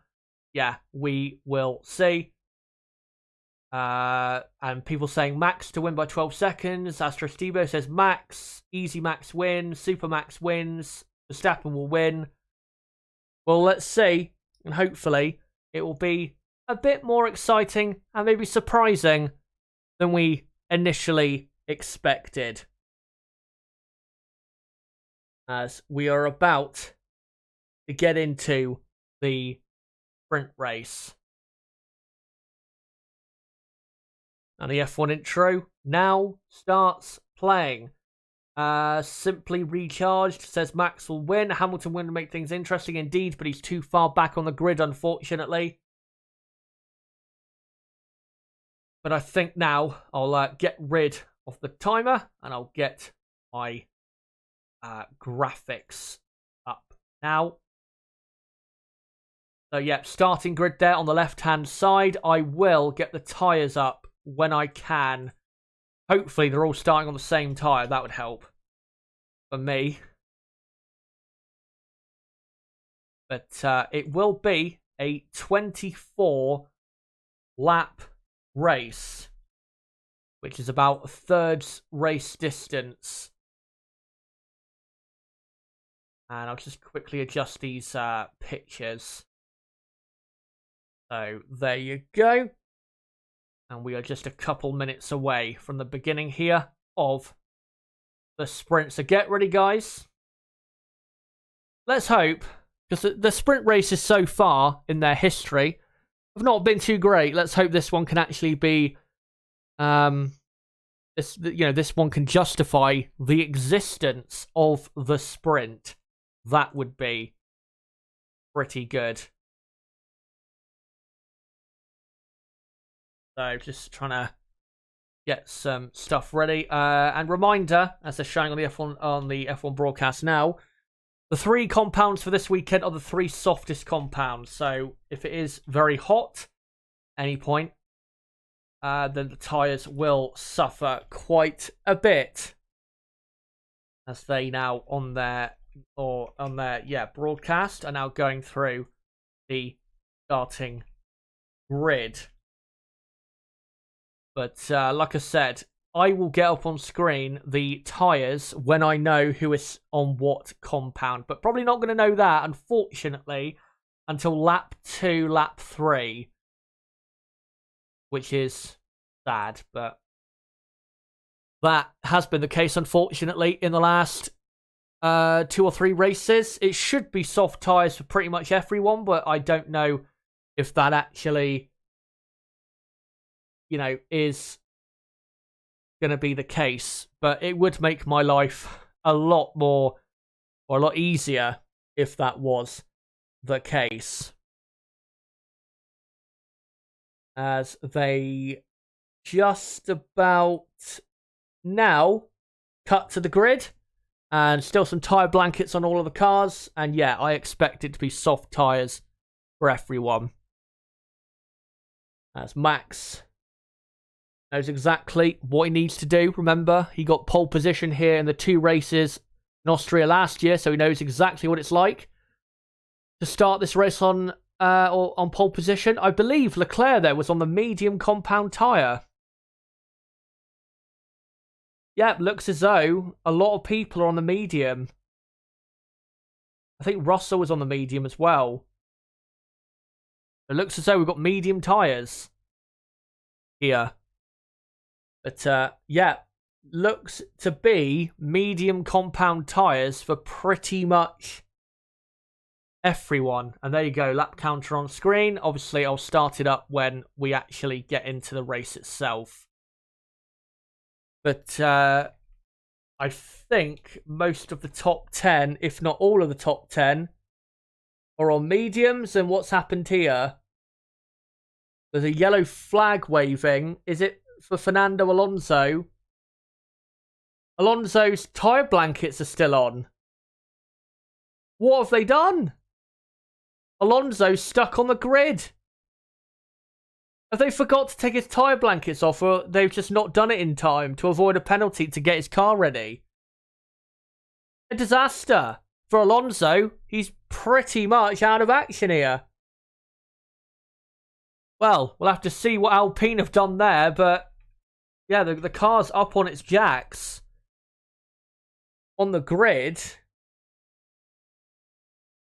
I don't know if it's a car problem, but now they're trying to wheel it off the grid. What a disaster for Alonso. He's had the last few races for him. Not been totally good luck, but the luck for him has been better than it has been. And there you go. That goes and happens. What a shame for Fernando. As we are, by the way, on the formation lap. Max Verstappen is now coming towards the end of the formation lap. So we're going to be getting underway very soon here. But Fernando Alonso will be starting now at the very back of the field. May not even start the race at all. So Alonso, let me put him right down to the back. So thankfully for Hamilton and Perez, that's one car out the way. And they're plugging in the pneumatic valve, so he must have some sort of electronics problem. Ugh, that's such a shame. He's had such a unlucky weekend as Fernando. Broken floor in qualifying, and now that. Jeff Thomas says, all mediums except Albon, Stroll, Zhou, Vettel, Latifi on softs, I think. Right, okay. Cheers for that. So, well, I'll show the tyres on screen once we get the order correct, obviously, for the first lap or so. I do expect there to be overtakes and changes on this first lap, as almost all of the cars lining up now. Just the final 2 or 3 cars lining up, as Zhou's car has stopped on the exit of the final corner, so this is going to be an aborted start. His car was in neutral. He did get it back into first gear, but his car has stopped. That's surely going to be an aborted start. There's no way they can start the race. And yeah, aborted start, and Verstappen will now begin another formation lap. So I think that will now be a 23 lap Grand Prix. Yeah, Zhou's car is just stuck, and now he's got going again. As Zhou. So Zhou should be now at the back, or 19th, should joke on you, but I'll try and show the lap times on, not the lap times, the tyres on screen, and I'll just try and get a few of them correct. Let me go back to Jeff Thomas's comment. Albon, Stroll, Zhou, Vettel, Latifi. Right. So let me just try and quickly get that correct. As Max Verstappen already into the final sector on this formation lap. He's really getting on with it, is Verstappen. So clearly wanting to keep the car temperatures to a decent level, and also the tyre temperatures, but that does mean that the pack will take quite a while to get round. And Zhou is on the medium tyre, but I'll put these tyres on the screen for now as what they are, and then we'll change them if they're wrong. But I know Zhou is on the medium, and I think Alonso is on the medium as well. So we'll leave it like that for the moment, and we'll change it round if it's incorrect. Yeah, Zhou's engine cut out, and Alonso, I think they're now trying to push him to the exit of the pit lane, as the cars now are lining up on the grid.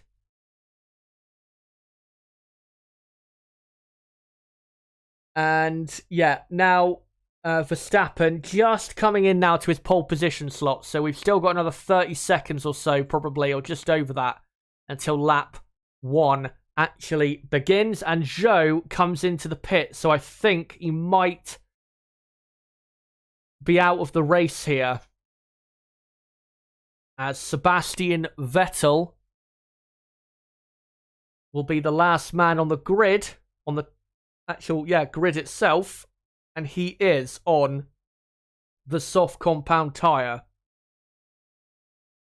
is Vettel, and hopefully has a good race today. Max Verstappen has dominated this Austrian Grand Prix before. Will he dominate the sprint firstly this weekend here on this hot and sunny Saturday? We've got 3 lights, 4 lights, and 5 lights in Austria. Lights out and away we go, and Verstappen gets a pretty good start, but so does Charles Leclerc, but Verstappen blocks him out wonderfully, and Carlos Sainz goes right round the outside as it's an AlphaTauri at the back there that has spun, and now we have Sainz right on the slipstream of Max Verstappen coming up to turn 3. Will Sainz go around the outside? No, he will not, but Leclerc might ever go back at Sainz. No, not quite, as there's a Williams there running off the track, as now Leclerc right in the slipstream of Sainz. Will he get the move done down the inside into turn 4? And yes, he does. Thankfully, no contact, as there's I think an Alpine and a Haas there going side by side. There is, of Ocon and Magnussen for 5th place, but it is Verstappen from Leclerc, Sainz, Russell, Ocon, Magnussen, Schumacher, and then Perez is up to 8th place. What a start from Sergio Perez in the Red Bull, as Verstappen has a comfortable lead for the moment of a few tenths of a second as we begin lap 2 out of 23, and already pulling away as George Russell right on the back now of Carlos Sainz. As on the run up to turn 3, not quite close enough for a move, but yeah, very close there he was. So Perez is 8th, and then you've got Bottas up to 9th. Lewis Hamilton has had a disastrous start. He's in 11th. He's been overtaken by Alex Albon. So the top 10 on lap 2, Verstappen, Leclerc, Sainz, Russell, Ocon, Magnussen, Schumacher, Perez, Bottas, Albon, and then it's Hamilton, Norris in 12th, and then Ricciardo 13th. This is a replay of the start. And Verstappen did get the better start, but he did have to cover Charles Leclerc, and I think that was just about fair enough. Then I can't quite see what happened there with Tsunoda. Looked as though a car just piled into the back of him. Here's Lewis Hamilton, who got an average start, I would say.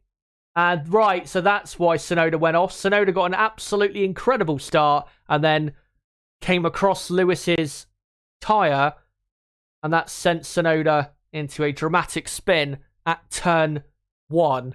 I don't think that's Lewis's fault. Tsunoda, I'm pretty sure they came across, which was a very stupid thing to do.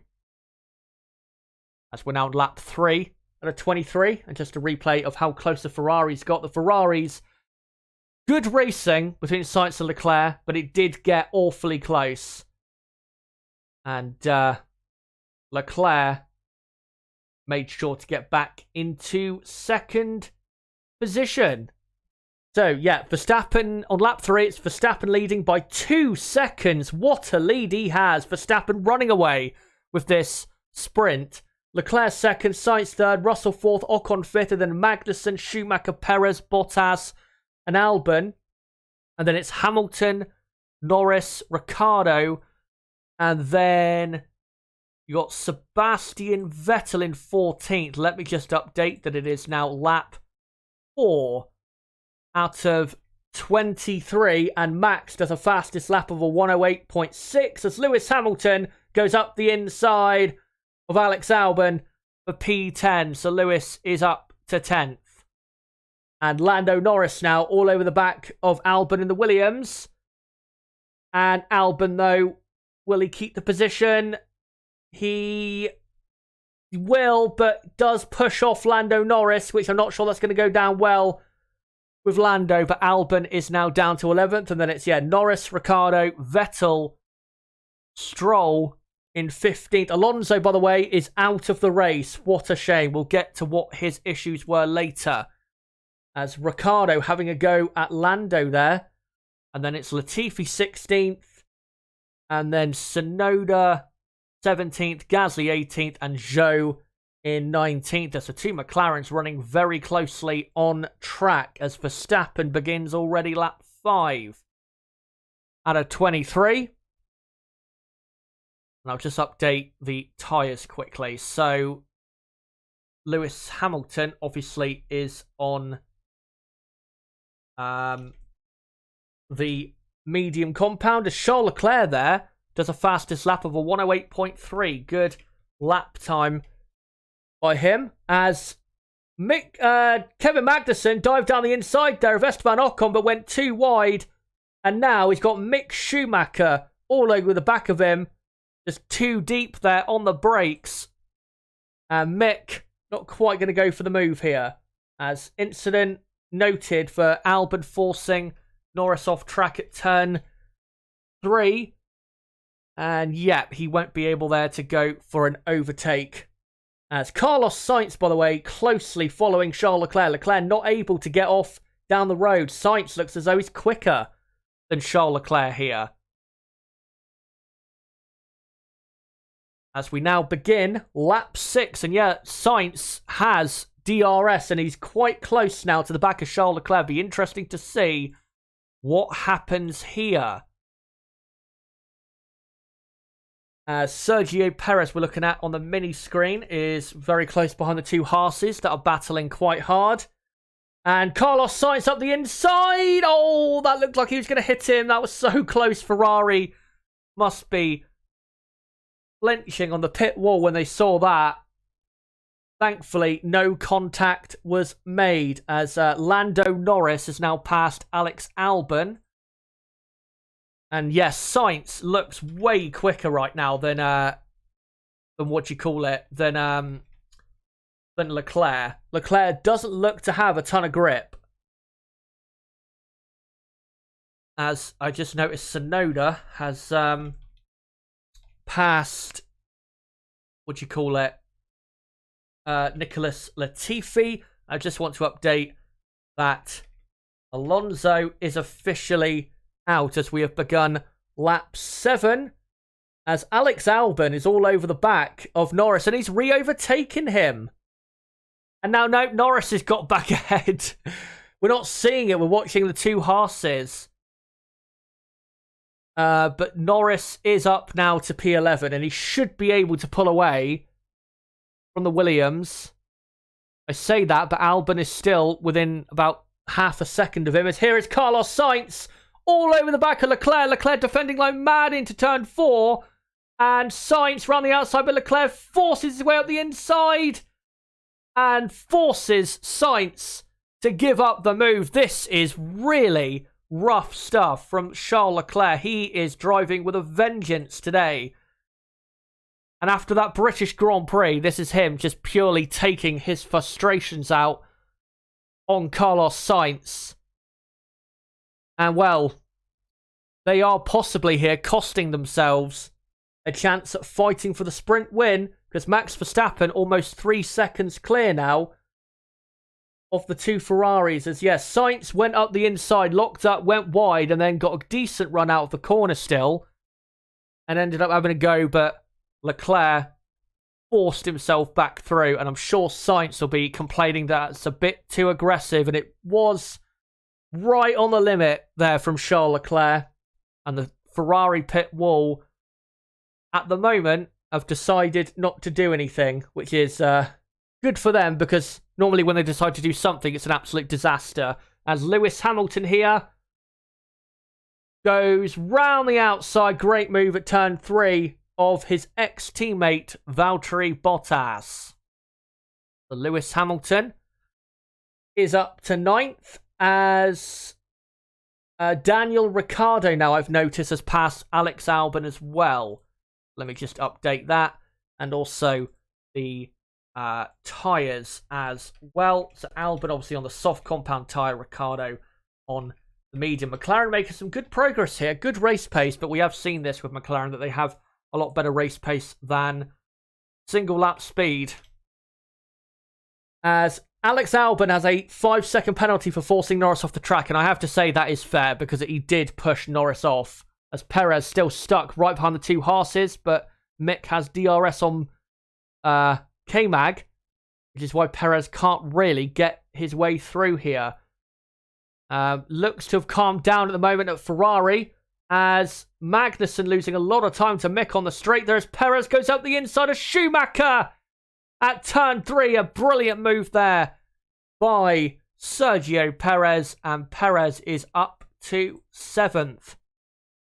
And now attempts a move on Kevin Magnussen, but Magnussen too far ahead into the braking zone for that to happen. Considering how Ferrari are fighting, I'm a bit surprised that George Russell is not really now harrying them. He really should be. Don't quite know what's going on there. Can't see the gaps currently. Yeah, Russell 3 seconds behind Sainz, and then Sainz is now 1.8 behind Leclerc. So I don't quite know what's going on with Mercedes. They're not as quick as I expected them to be.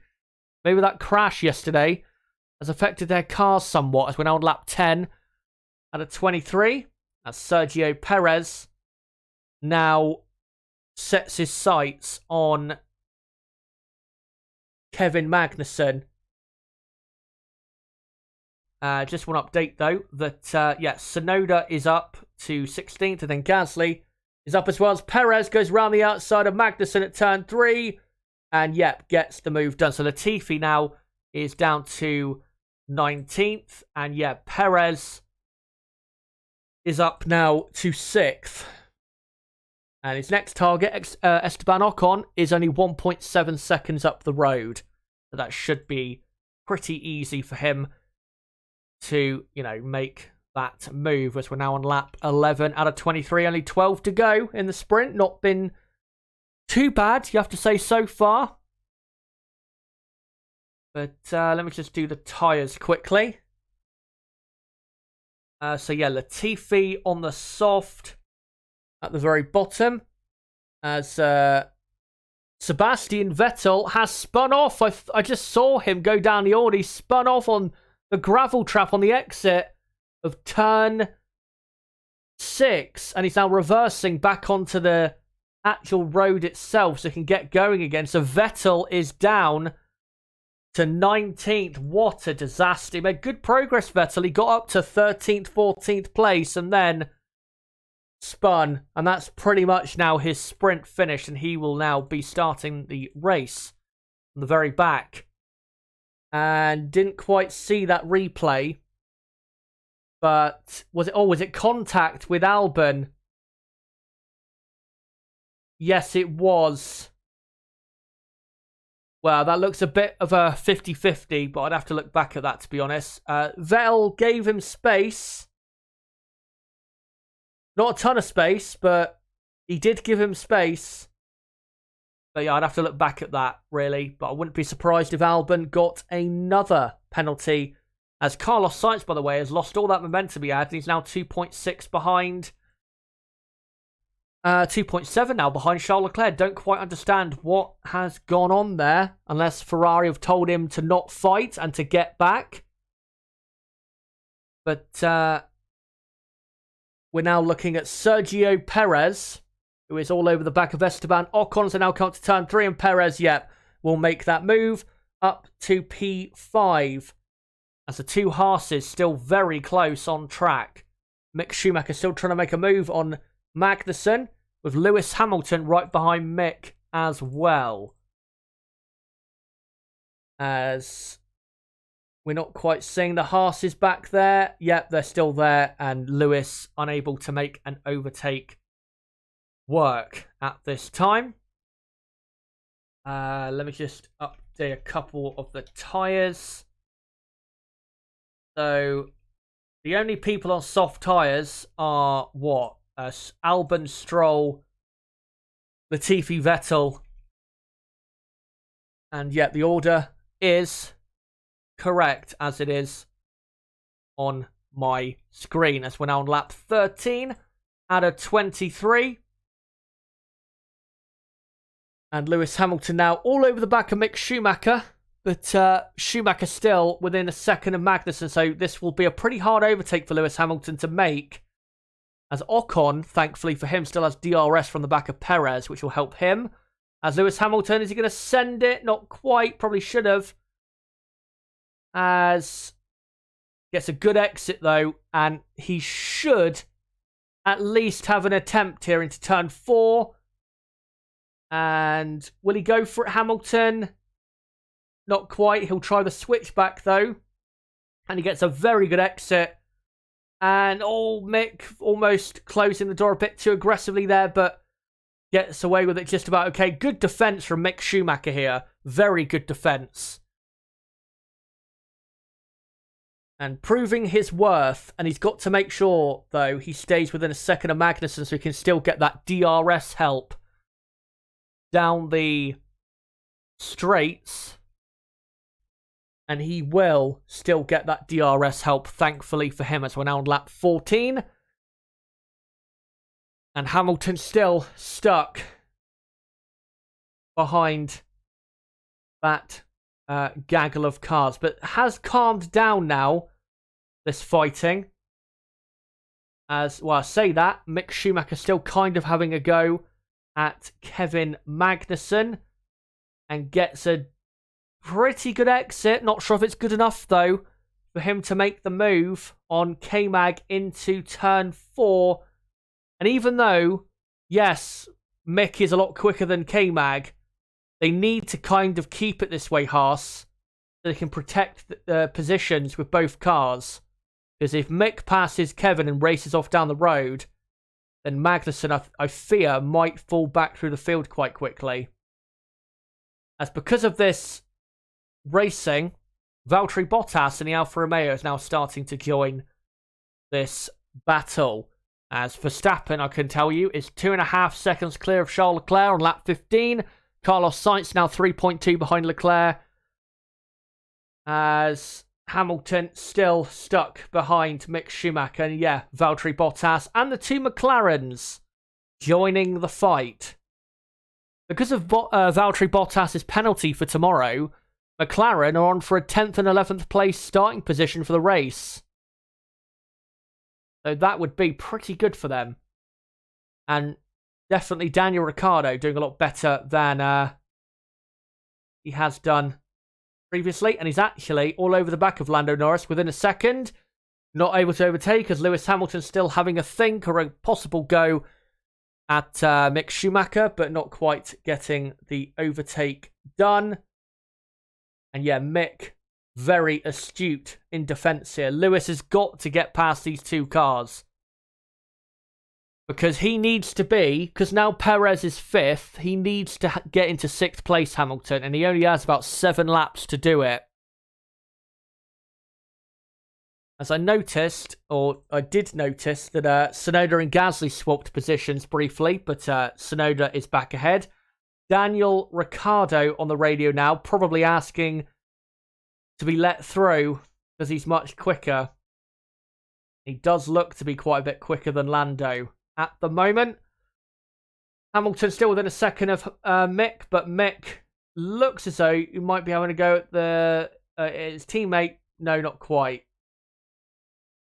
But yeah, this is a good strategic race for Haas, just keeping their 2 cars in the order that they are. As Yuki Tsunoda has lost a couple positions. He's been overtook by Gasly and Zhou, but I think they're currently side by side going down the straight to turn 4. We're not seeing it. And Zhou has actually got the overtake done now. So Tsunoda is down to 17th. I'll update that in a moment. Just want to update that it is lap 17 out of 23. Just to let anyone who is new to the channel know, I will be live tomorrow at 12 PM UK time for race day in Austria. And I'll be live from 12 to 1:30 for the race preview, then from 1:30 PM till 4 PM UK time for the race watch-along, and then from 4 till 5:30 PM UK time for the race reaction. So make sure to join me for that tomorrow. And if you are new to the channel, don't forget to subscribe for more content like this. And for everyone watching, don't forget to smash the like button. As Lewis Hamilton got very close into the braking zone into turn 3, but not close enough. And he's getting very frustrated now. He just needs to get a good exit from either the final corner or the first corner, and I reckon he'll be able to get Schumacher into one of the braking zones, as Valtteri Bottas is closing on that trio, as we're now on lap 18 out of 23. And we're currently looking at George Russell, who is 6 seconds behind Carlos Sainz. And I think you've got to say Mercedes have not got the race pace here. Not quite sure why. Not sure if it's because of the lower fuel, maybe. But they just don't have the race pace. They are comfortably slower than Ferrari and Red Bull are the Mercedes works team. As we're now looking at who is this? Zhou Guanyu, right behind Pierre Gasly for 15th. And here is Lewis Hamilton exit at turn 3. He's very close now, but Mick going to defend the inside line. Hamilton's going to have to send it. He's not going to, though. Lewis a lot more cautious in his overtaking strategy than he used to be when he was 22-23, when he was pretty much just like Max Verstappen is now. But slightly nicer, I'd say, than what Max Verstappen is now. But a lot more cautious. And needs to probably drop a bit of that caution in these final 5 full laps. And gets a, very good exit from the final corner. And might force Mick into defending into turn 1. No, not close enough, but he's very close now. As they come through turn 1, he gets a good exit. And surely Lewis Hamilton is going to at least force Mick into defending into turn 3. Or at least can maybe go down the inside. Can he? Nope. Mick does defend, though. Not great there from Mick. Probably should have stayed on the racing line. And, Mick tried to stop in the middle of the corner to halt Lewis doing the cutback.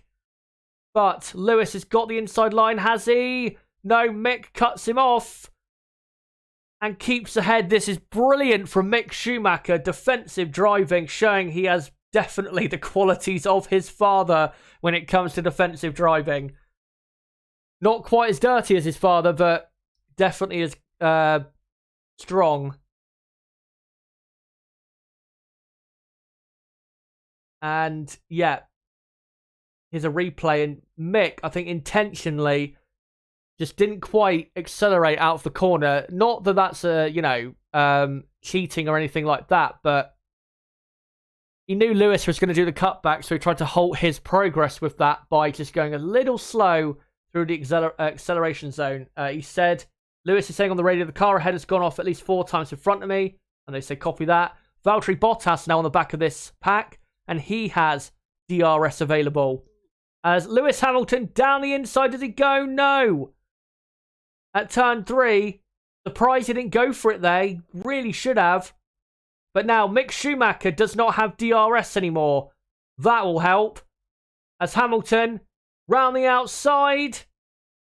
Can he get it done? No, he does not. He pushes Hamilton out. Great stuff from Mick Schumacher, showing his worth and showing that he definitely can mix it with the best in Formula 1. And Lewis is going to be pretty downbeat about how this is going, to say the least. And Mick, well, he's not got DRS anymore, so I think this incredible, impressive defense might not last too much longer. Because now Lewis Hamilton on the exit of turn 1 has the DRS. Mick Schumacher does not. He's not that close to Mick, though, on the run. As black and white flag for Tsunoda. Hamilton now into turn 3, positions his car for the outside line. And gets a very good exit. And surely now Lewis Hamilton will pass Mick Schumacher. Great place. And he does. So Lewis Hamilton up to 8th. Good driving, though, by Mick. His defensive skills there, he was tough. He didn't go over the line. He was on the limit. And gave Lewis a good scrap. As we're now on the penultimate lap of the sprint. And now Mick Schumacher has to deal with Valtteri Bottas behind, who is right behind him. And the McLarens are now joining. It's going to be a tricky final lap for Mick. Mick, though, will still have DRS from the back of Hamilton. Might be able to have another go with Hamilton. You never know. Haas is pretty quick on the, down the straights this weekend. And if he gets a good exit, no, not quite. He still does have the DRS, but I'm pretty sure Hamilton will easily pull away now. Can Hamilton, though, get Magnussen before the checkered flag? With just over 1 lap to go. We'll see if he can. He might be able to have a final go. Not sure if he'll actually get it done. As Max Verstappen comes through the final corner now to begin the final lap. And Verstappen, great drive he has done in this sprint, as expected. And he's about to win for the 5th time around this track. Yes, it's not an official Sunday Grand Prix, but it is still a race to a certain extent. As Zhou Guanyu there, great overtake on Pierre Gasly for 15th place.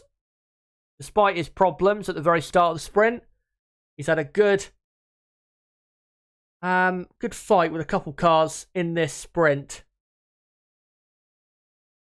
As we should now, Lewis Hamilton is not within a second of Magnussen, so Hamilton will not get Magnussen before the end. Charles Leclerc has closed off in the last couple of laps, but I think Verstappen is just backing off a bit, as Verstappen will go and score 8 points for this sprint race, a point more than Leclerc and 4 more than Perez. Continues to dominate Formula 1 in 2022, does Max Verstappen, and he comes to the line now. And Max Verstappen wins for the 5th time in Austria in front of the Dutch army, with Charles Leclerc finishing 2nd. Carlos Sainz will finish in 3rd. As we're looking at Bottas all over the back of Mick Schumacher in the final few corners of the Grand Prix. George Russell finishes 4th. Sergio Perez finishes in 5th place. And then it will be Esteban Ocon in 6th. With Kevin Magnussen 7th and Lewis Hamilton in 8th.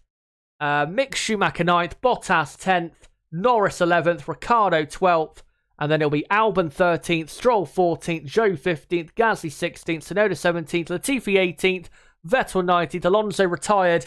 Didn't even do the race. Didn't even get to do the first lap. But Max Verstappen is your sprint race winner. And I've got to say, it is not a surprise. So, let me just quickly do the that text there. Guys, for the next 20-25 minutes, let me know, what did you think of the sprint? How exciting was it as the flares are going off massively here? They can barely see the drivers as they come through turn 7. Let me know what you thought of the sprint. How exciting was it? What would you rate it out of 10 for? And who is your driver of the day? I would probably have to go for... Who would I have to go for? Probably Max Verstappen, to be honest. Just too good, too dominant in this sprint. And out of 10, I'd probably give that a 6, 6.5. Not too far away from a 7. It wasn't too bad, the sprint. But let me know, guys, what you thought of the sprint. And let me know what you thought of the drivers and team performances in this sprint race. As I'm just going to quickly change the title. And also, I'm going to post the link back out on Twitter, so we can get some more people to join for the instant reaction to the sprint race. Yeah, Max Verstappen there. Now, the Alpine, by the way, tweeted, an issue with Fernando's car on the grid means he'll start from the pit lane. Let me just have a further look about Alonso. Problem cannot be resolved, and Fernando out of the sprint. Right, so they haven't said what the problem actually is. Right, let me just tweet this out quick. And make sure to keep your comments coming in the chat.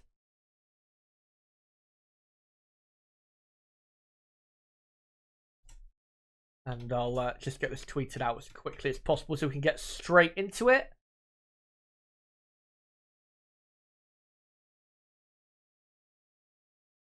And yeah, just get this link fired out as quickly as possible.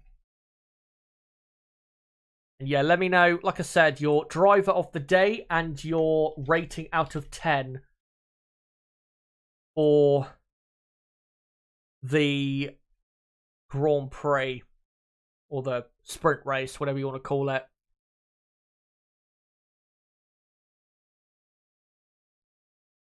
Right, so I will keep the slideshow on the screen. Let's go through your comments. Let me know who, like I said, driver of the day is, rating out of 10 for the race, and give me your general thoughts as to the team and driver performances in that sprint. Great sprint, great F1 racing, great job, Mick.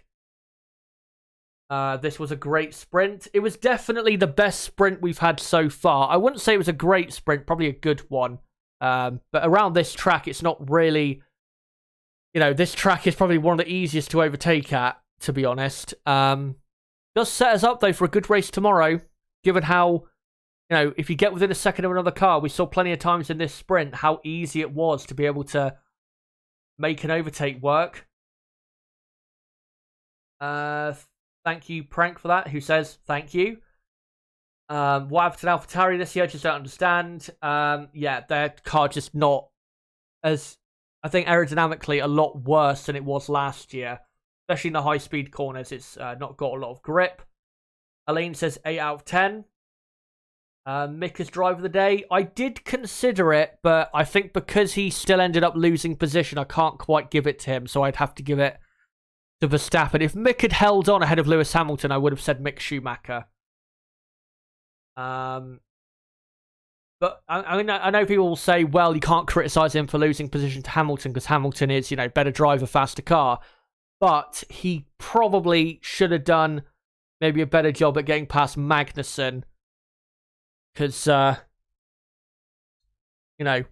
Kevin was definitely lacking pace compared to Mick. Cam Waller says that was so boring. Pretty sure you're a Hamilton fan though, so I can understand why you thought that. Anders Ericsson says Verstappen was gone from start. Great fight between Ferrari and finally great defense by Haas. Mick Schumacher. Sprint's growing on you then, Chazza? No, still not. If it becomes consistently like that, then yeah, I'd probably be a bit more favourable towards them, but I still prefer qualifying. Silverback Orangutan says driver of the day, Max, 8 out of 10 for the race. G Walker says Mick, racer of the day. Oh, right. Thanks for saying that, Rook. The Albon has dropped to 16th. Obviously, he had that penalty, didn't he? Albon has ended up 16th, so he'll start 15th for the race because Bottas in P10 will start at the back because of his grid penalty. Yeah, G Walker says Mick is racer of the day. What happened to Lewis? I thought he would have gotten P6 or P5. Just could not get past Mick Schumacher. If he got past Schumacher after like a lap or two being behind him, Lewis probably would have finished in 6th place. But because Mick had DRS for a while from Magnussen, Lewis couldn't get close enough a lot of the time to really throw his car into a position to overtake.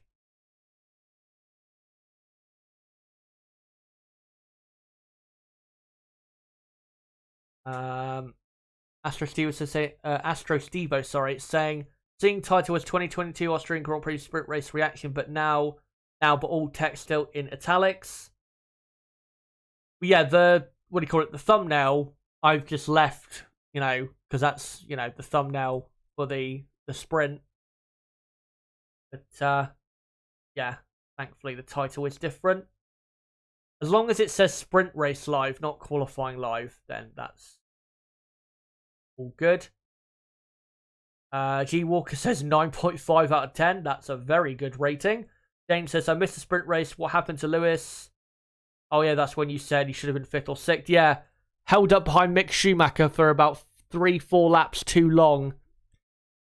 Mick's defense, though, was superb. There is no doubt about that.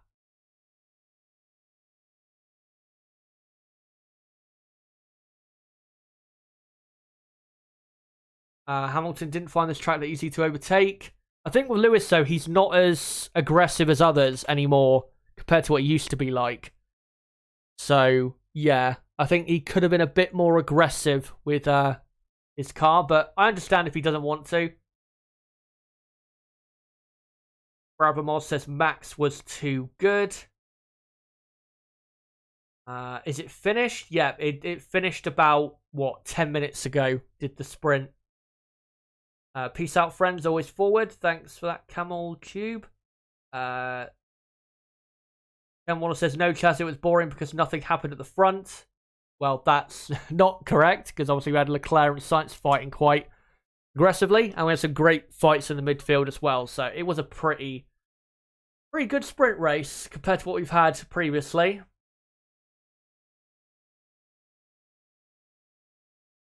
Um...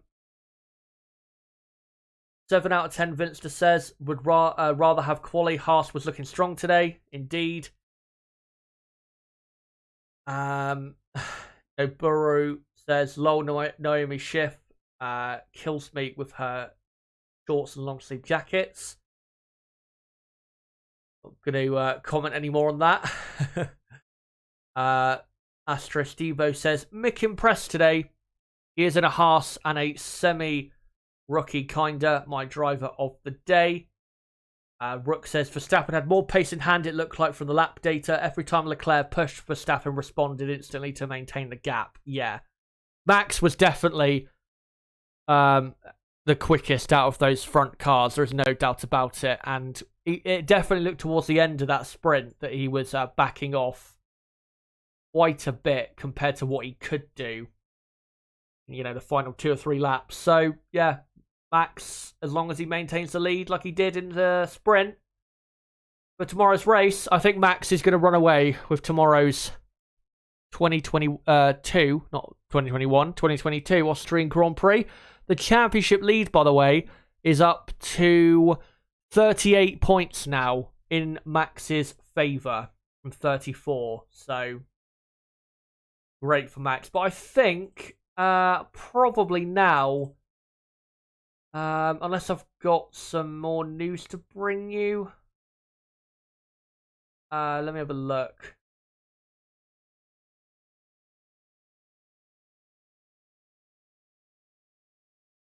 Just trying to see if there is any news I can bring you. And no, nothing I can see at the moment. I think that AlphaTauri, by the way, was Gasly. I don't think it was Tsunoda. Yeah, it was Gasly. So sorry about that. Did Ricciardo get a penalty at the end? No. But yeah, I think, guys, I will come to the end of this stream because we're pretty much done here. Thank you, guys, for coming along for all of the streaming today. And yeah, reminder of what I'll be doing tomorrow. So I'll be live 12 p.m. UK time for the race preview, and then at 1:30 p.m. we will begin the race watch-along, and that will last, and of course, until the race finishes at about probably 4 p.m. UK time if there's no safety cars. Or major safety cars or red flag periods. And then from 4 till 5:30 p.m. UK time will be the race reaction. So make sure to join me for all of that streaming and content tomorrow on the channel. It would be great to see you for that. But yeah, cheers for coming along for this. And if you are new to the channel and you have subscribed, hello to you and welcome to the channel. If you are new and you haven't subscribed, then make sure to do so. Bottom right of the screen, you can do it right there. And for everyone watching, don't forget to smash the like button and share this video and channel everywhere you can. And follow me on Twitter at ChazHD5 and join the Discord server, link below in the description. But yeah, guys, thank you for coming along for Sprint Race Day. For the real race, though, tomorrow, make sure to join me for that. And until then, guys, it has been me, ChazHD. Goodbye.